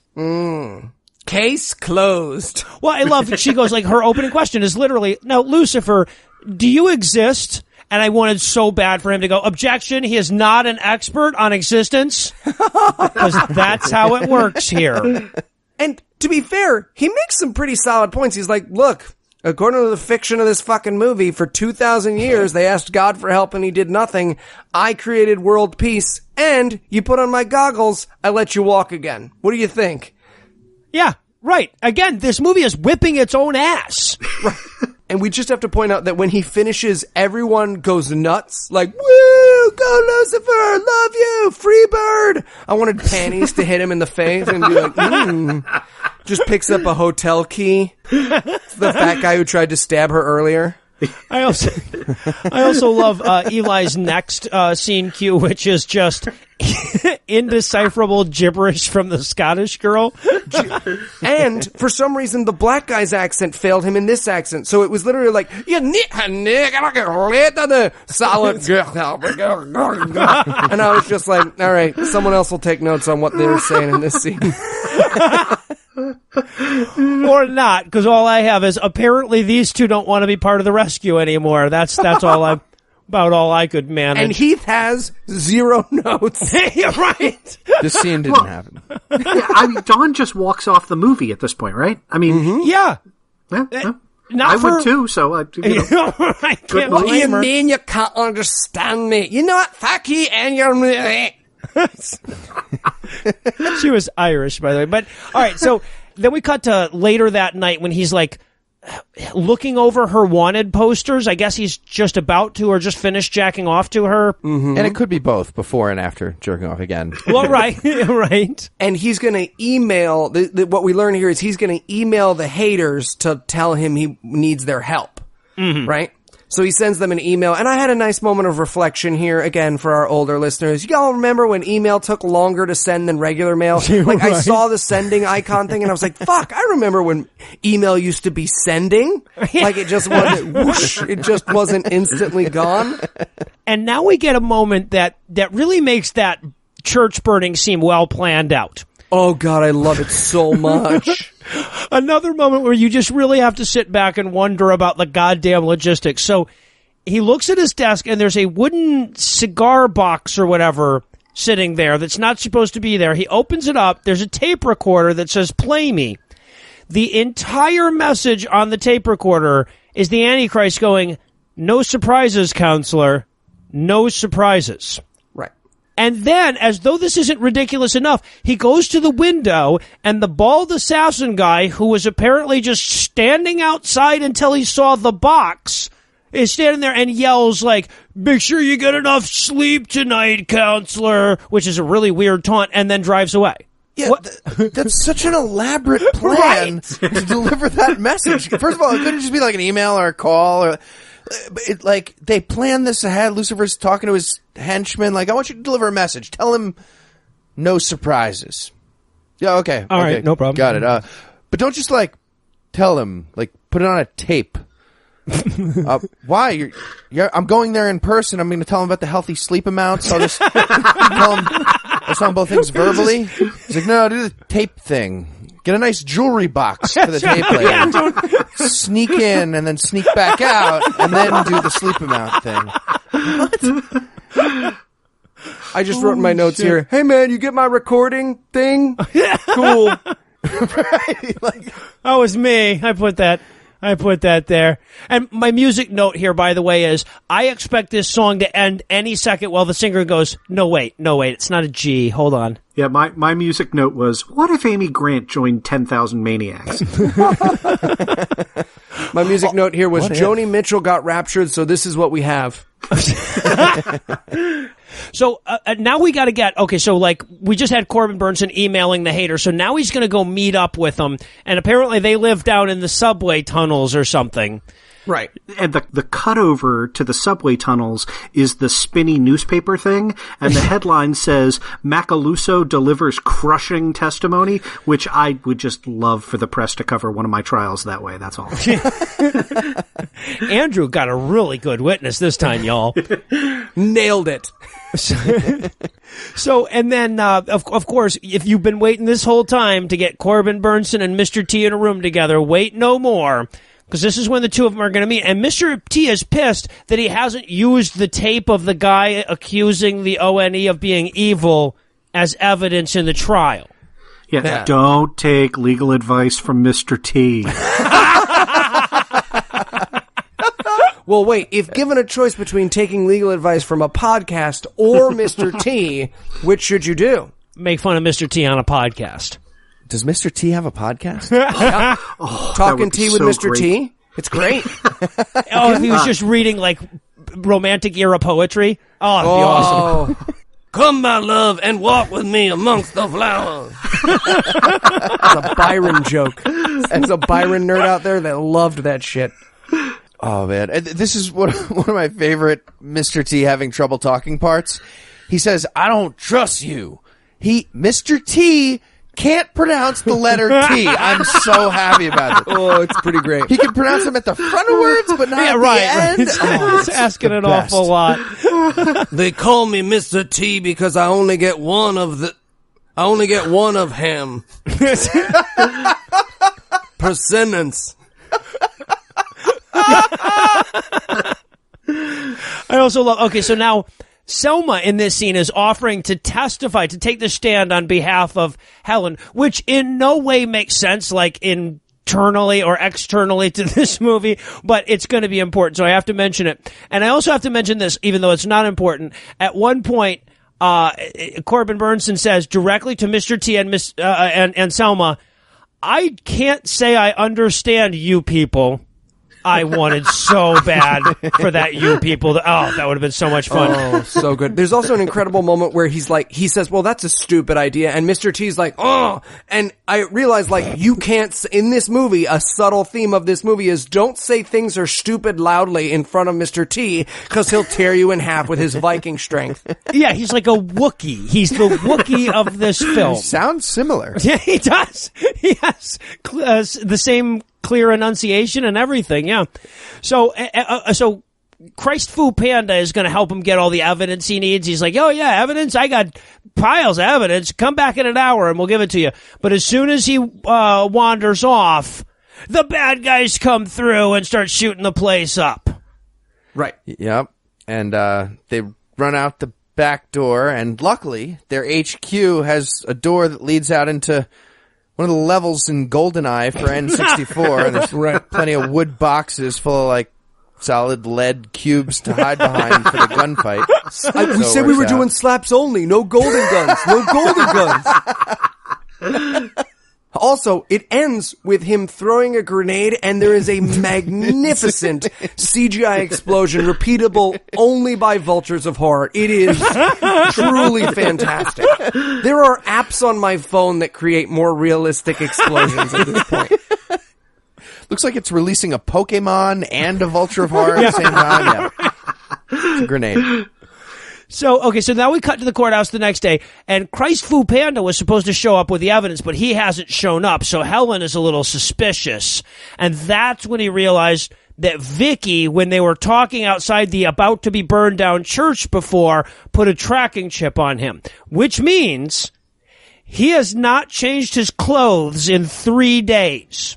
Yep. Yeah, there's nothing weird about that. Are we going to make fun of people who don't? Thank you, Andrew.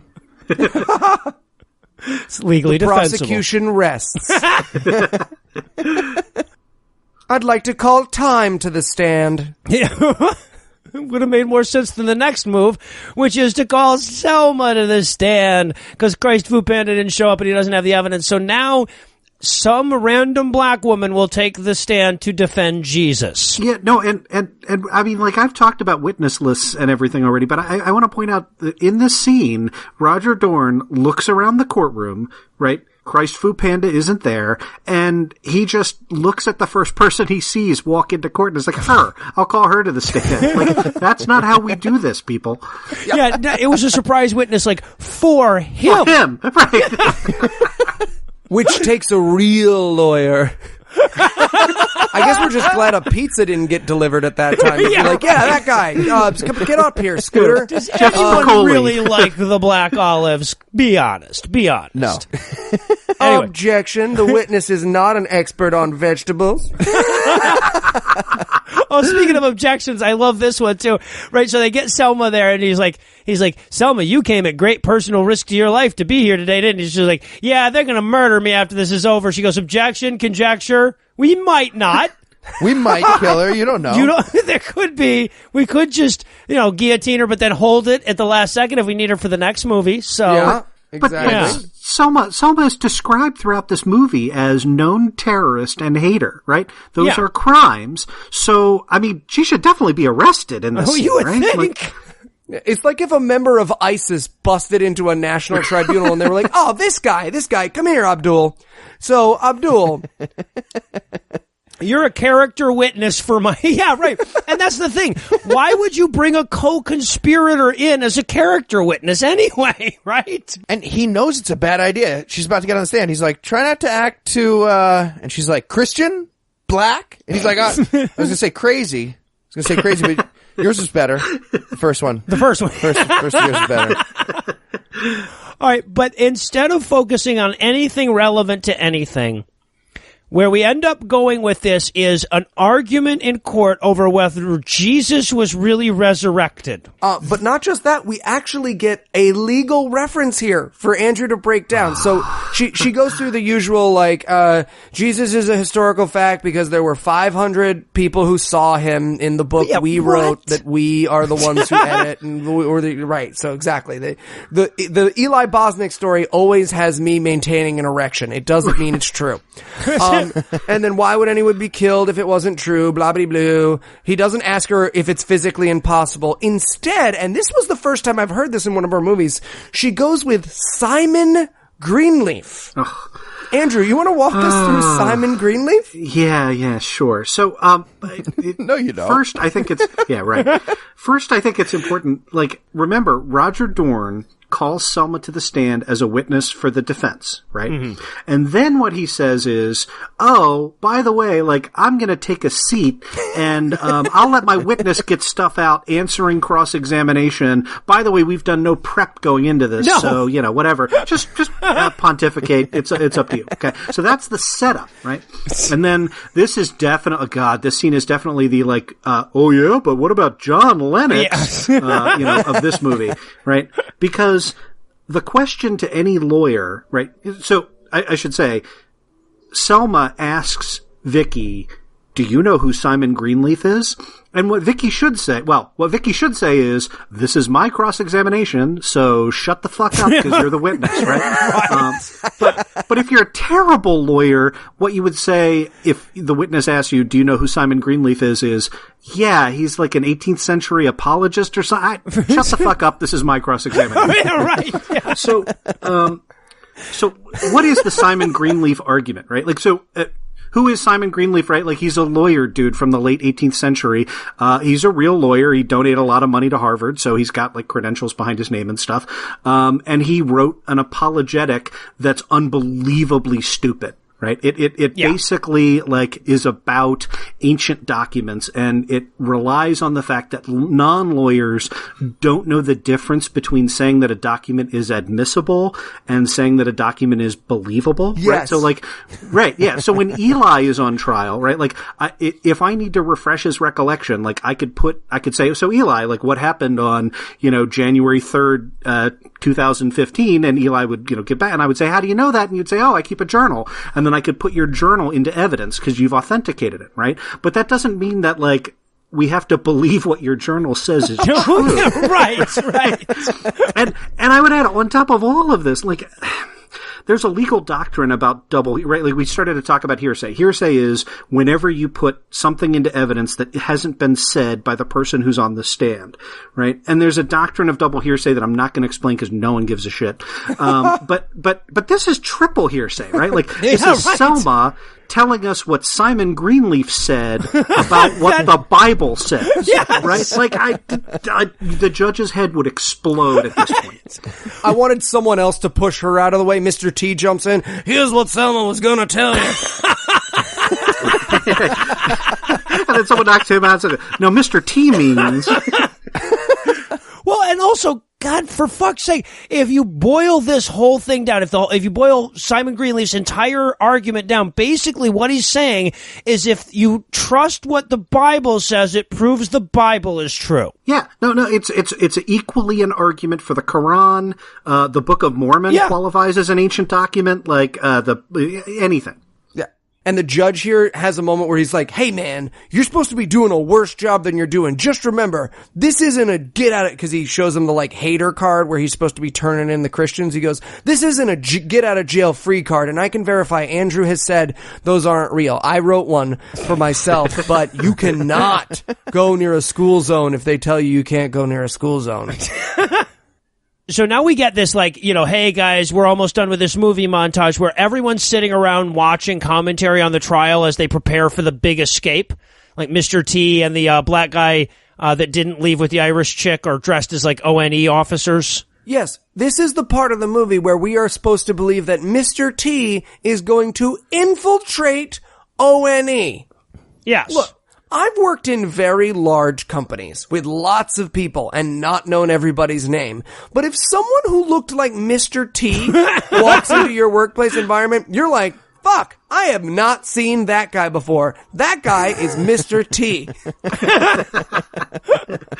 And you haven't pointed out the best part yet, which is Mr. T and his fellow conspirators are acting out this plan in a van. And it is totally there's no question the dialogue was lifted word for word from an episode of the A-Team. Right. They were like, come on, there's got to be a scene you didn't use. And he's like, Let me check. I got my binder. This is something that someone signed for me. Oh, the memories. So, and he could have a stroke and sound the same in this movie. It's so... And so, like, new Patreon goal, enough money to hire Mr. T to remake My Fair Lady. Oh, hell Just yeah. the Rain in Spain scene is all I want. oh... I am upping my support for the show as we speak. All right, so now Vicky Thorne, that sexy lawyer, goes to see the judge and tell him that Corbin was having secret conversations with Helen, and dun dun dun, he has a fake mark. And this is where I realized Vicky's skirt gets shorter and shorter every scene of this movie, right? It's not just me. Like, it starts out knee length, and at this point, she's about to do a lawyer porn. We're getting awful close, yeah. It seemed totally realistic to me. I don't know what you're talking about. How short a skirt wasn't do complaining. you wear when you're trying to get into a judge's good graces? Oh, so short. There's a new Patreon goal for us. So now we cut to Corbin in his office, and he's drinking, and he's got a gun, and he's listening to a tape of Helen cry praying. And the first thing I wrote in my notes is like, I feel like Eli's been here, but then I saw in Eli's notes, he's like, yep, been there, so I erased that. It's true. I mean, look, who hasn't had a good old Scotch gun, listen to the woman you love cry pray, right? At Noah Lugeons. But he's doing that, so instead he goes over, and I thought he was gonna, like, fucking get in an argument with his fish, because he, like, sort of drunkenly stuff, fuck you, fish, fuck you, but instead he has a flashback about how much he's mad at his dad. Yeah, for being executed. That selfish bastard. Right. But then we cut away from that to, like, back in normal time. The bald Spanish Heath guy attacks him. Right. And so then the O&E guys come in, like, they're struggling. The O&E guys come in and shoot bald guy. And they're like, good thing you gave us that license plate number. And then they look at his hand and they go, man, his fake mark looks really good. And what the movie was trying to do here is like, oh, you see, Corbin Benson didn't give them the hater's license plate number. He gave them this guy's number so that they would kill him in the nick of time. Well, right. So, like, apparently whoever's license plate he'd given them, they were going to kill. That seems like more power than I'm willing to give Corbin Burns. Should have given him Macaluso's license plate number. Yeah, right? It could have saved us so much trouble. But you know, when this scene was done being written, someone was like, there, see? Tied up. Totally tied up. Yeah. And this is where the agents give Corbin Burnson another business card with the 555 hate. Like, he might forget 555 hate. Yeah. We need to write a jingle for 555 hate. 555 H-A-T hate. We really hate nobody. Yeah, Okay. no, yeah, and you can get Gary Busey and a car. You watch that before you go to the movies in New York. And then there's a woman who hasn't aged well trying to sell you $3 million apartments. Just so you know, that's what it's like to go to the movies in Manhattan. That's the New York experience. So now the van pulls up, and they send the skinny black guy, the British but trying to be American black guy, in. They give him a chocolate bar because he likes chocolate. He acts like a toddler about chocolate bars throughout this movie. Anyways, he's like, "Wee, okay, I'll do this." Yeah, you want a Scooby snack? Yeah, right, exactly. Apparently, yeah.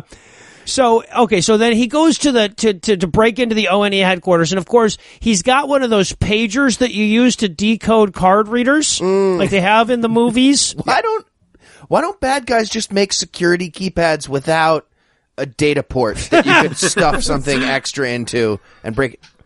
Well, apparently it doesn't matter because their security was up to snuff, because just as he's about to get in, a bunch of sirens come and the bad guys come up and then they gun him down. And Christ Fu Panda wants to leave, but Mr. T won't let him. Otherwise, that boy would have died for nothing. No, I put him up for this. Yeah. It's the exact quote. And then Mr. T, goes over to blend in Yes. with the agents. Okay. So good. Crazy Billionaire Money. We make a video game, a stealth video game starring Mr. T as a Christian breaking into ONA. It's just like one of those old Splinter Cell games, except Mr. T, and no one ever notices him. So we get Metal Gear, Oh, hello there. I'm one of you. Oh, Sneak behind you. This whole scene definitely has the no, press the circle button. Now up. right. Yeah. So he goes over and he's wearing the ONE uniform, but he's Mr. T. Right. And the head agent guy is like, oh, you must be the new guy with the beard and the Mandinka mohawk that I don't remember.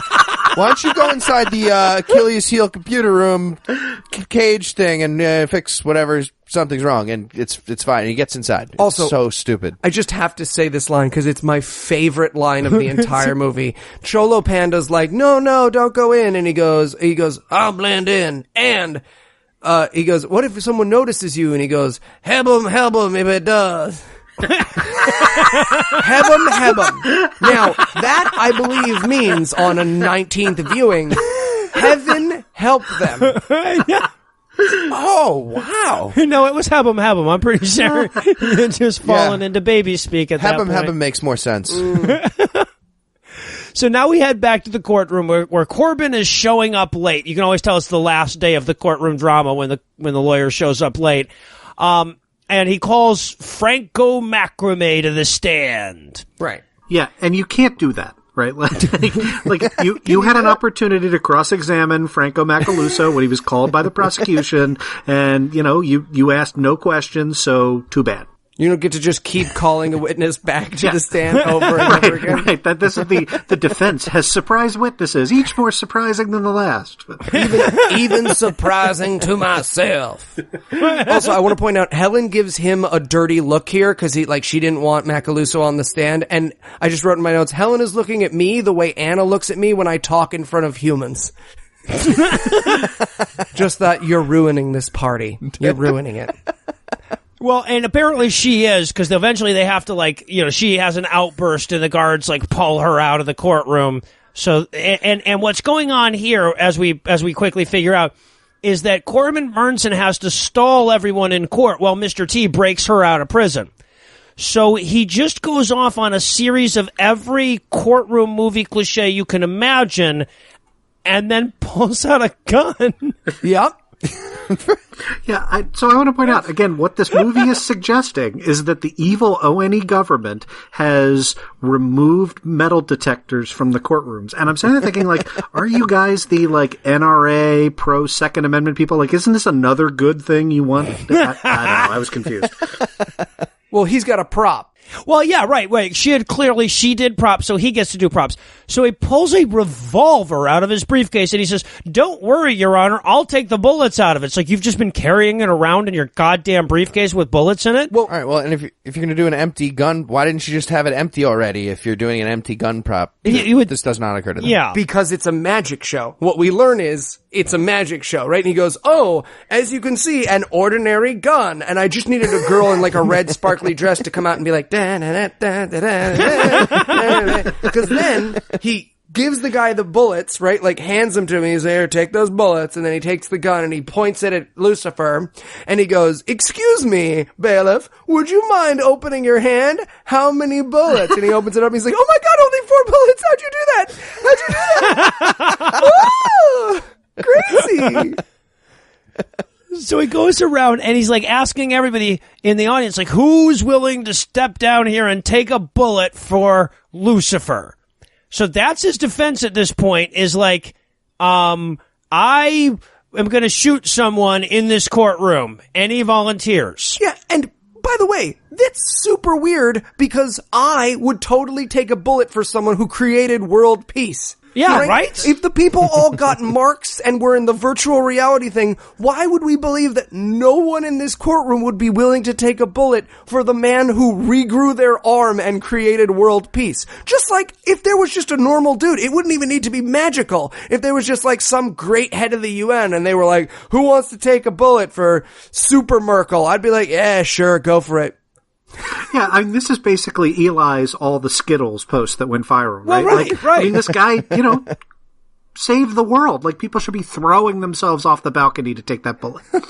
Right. But the point he's making, and this is terrifying, is that no one's willing to die for Satan, but all the Christians are willing to die for Jesus. That's the point. Like, that's the, hey guys, you know what makes us so much better than them? We're willing to die for our dumb shit. And I wanted so badly for a Muslim guy to stand up in the audience and be like, oh, do I have a surprise for you, my friend?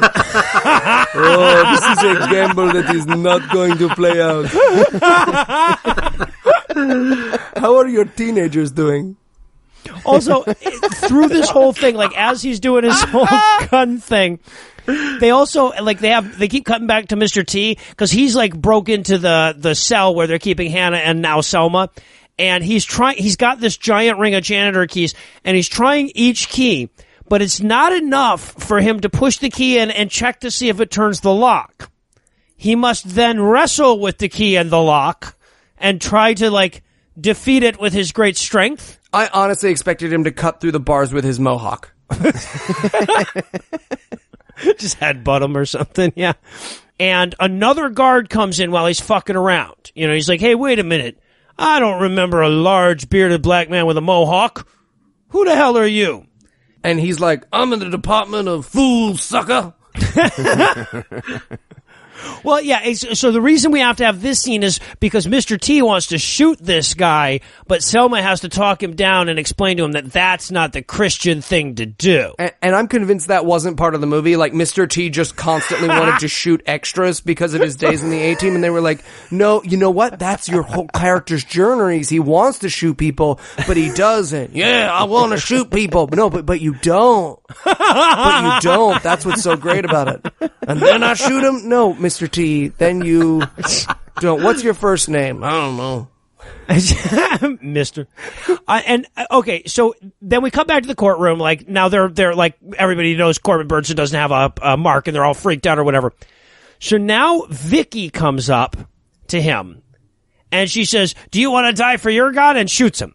Now, at first you might think that this is a bad thing for her to do, but if you think about it, he really set up the whole using the other guy's props thing when he grabbed her oar. I feel like this is turnabout. That's true. Also, fair. Andrew, is this going to be a future episode of OA where you talk about what happens when someone shoots you in court?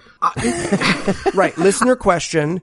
Eli B asks, what happens when the other lawyer shoots you with your prop, but you stole their prop first? Even though you totally got away with your magic trick. It's similar to stabbing the corpse at a funeral, right? Legally speaking. Yeah, and the net result of this is we see, another newspaper headline that, mistrial declared in God trial. And that's not what mistrial means, right? Like, mistrial is not just like, ooh, right, there's a bad court thingy, so I guess we just call a whoopsie doodle. Like, a mistrial is like either you have a deadlocked jury, right, or some other reason the jury can't come to a verdict, or, and this is the most common, like, you have a fundamental error that is so prejudicial to the defendant that it can't be cured by jury instructions, right? But, like, here, the trial was over, right? The defense gave his incompetently stupid closing argument about Jesus or whatever. I mean, you could argue ineffective assistance of counsel, but there's not a mistrial, right? Like, all the evidence has come in. You just tell the jury, ignore the fact that the prosecutor shot the defense lawyer. Please deliver those instructions. I want to know, how does a judge explain to a jury to ignore that the prosecutor shot the defense? Also, I'm just kind of, is this a happy ending? Is this a sad ending? I can't figure the movie out. Macaluso says at the beginning of the movie, right, I want Hannah to remind the world of what it's like to follow God. right? And that's what Roger Dorn does in his clothes, and then he gets shot. So, like, I don't know. I mean, isn't that... Yeah. Shouldn't everybody be happy, right? One would certainly think. So, okay, so now that God's been found not dead but surely alive, I guess we can kind of wrap things up. I have to ask, Andrew, was this your worst courtroom experience, this film? I could sort of excuse everything by thinking like, well, maybe the ONE government just like, repealed this basic aspect of trial procedure and there was a good reason for it. So I still think The Firm is worse. Right. Okay. You sure Wilford Brimley didn't get murdered in this one? We know how much that tickles you pink. Oh my gosh. He gets beaten so brutally. It's just 65 seconds of like the Foley guy hitting a like bag full of meat with a baseball bat. All right, well, I guess to put a bow on this review, I'm simply going to ask you guys to finish the following sentence. Before I watch this movie again, I'd rather be convicted of blank. Felony misanthropy, like Helen almost did. Thug life. What the Cristiano brothers did in 1989. Oh, Eli does not mean that. Merry Christmas, everybody. Merry Christmas. Before I watch this movie again, I'd rather be convicted of that crime where you're sentenced to answer people's questions about the law twice per week. That would have made perfect sense at the end of this movie if they had found Helen guilty of that or sentenced her to be a butler or something. Yeah. All right. And Andrew, I've got to say thanks again so much for hanging out with us. I know it's a pretty ridiculous thing to try to use a Harvard law education to break down the legal aspects of this film, so I appreciate you indulging with us. If our listeners want to hear a little more from you, where can they find you? Openargs.com or Opening Arguments on iTunes or wherever else you look for podcasts.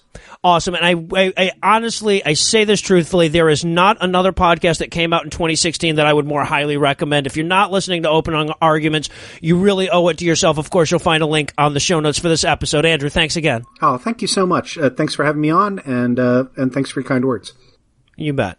And, well, that does it for our review of Apocalypse 4 Judgment. That's not going to do it for the episode just yet, because we still need to tantalize you for next week. So, Eli, tell us, what's on deck? Christmas on Salvation Street.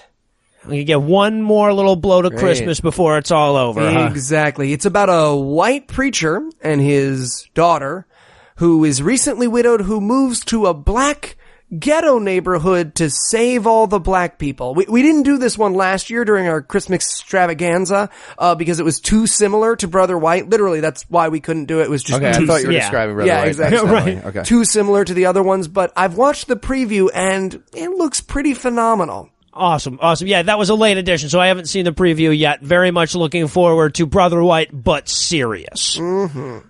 I've been saying for years that the world needed that. So with that to look forward to, we're going to bring episode 71 to a merciful close. Once again, a huge thanks to Andrew Torres of the Opening Arguments podcast for hanging out with us tonight. And of course, and at least equally huge thanks to all the Patreon donors that help make the show go. If you'd like to count yourself among their ranks, you can make a per episode donation at patreon.com/godawful and thereby earn early access to an ad-free version of every episode. You can also help us a ton by leaving us a 5-star review on iTunes and by sharing the show on all your various social media platforms. And if you enjoyed this show, be sure to check out our sibling shows, The Scathing Atheist and The Skeptocrat, available on iTunes, Stitchers, and wherever else podcasts live. If you have questions, comments, or cinematic suggestions, you can email godawfulmovies@gmail.com. The theme song for this episode was written and performed by Ryan Slotnick of Evil Giraffes on Mars, and all additional music was written and performed by Morgan Clark. If you like what you hear more by following the links on the show notes for this episode. Thanks again for giving us a chunk of your life this week. For Heath Enwright and Eli Bosnick, I'm Noah Lugeons, promising to work hard to earn another chunk next week. Until then, we'll leave you with the Breakfast Club close. Selma went on to become an assassin made of liquid metal in part 5. Helen never got out of the cock-a-doodle car. Jesus couldn't handle life on the outside, carved his name into a ceiling beam, and hung himself.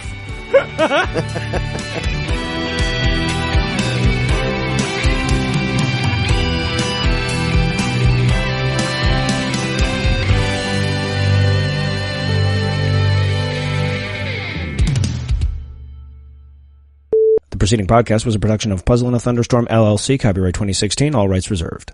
Have you ever been one of those unhappy customers that walked away thinking, if I ran that business, I know what I'd do? Hello, I'm Joe Cordell of the law firm Cordell & Cordell. I felt that way years ago after my divorce, but I never did discard those ideas. And today, that vision forms the foundation of the firm that you know as Cordell & Cordell. And basically, that vision was a divorce firm dedicated to serving men with a client-centered focus on the things that clients value most, such as attorney preparation, regular client updates, and same-day return calls. And in turn, this results-focused operating system would be monitored by a client care representative. The result, a truly interactive link between our performance and your satisfaction. Contact Cordell & Cordell to schedule an appointment with one of our firm's San Francisco area attorneys, a partner men can count on. 650-389-1111. Online at CordellCordell.com. That's CordellCordell.com. Offices in San Francisco, San Mateo, and San Jose. Se habla español. Legal services available in English and Spanish. Kimberly Llewellyn, licensed in California.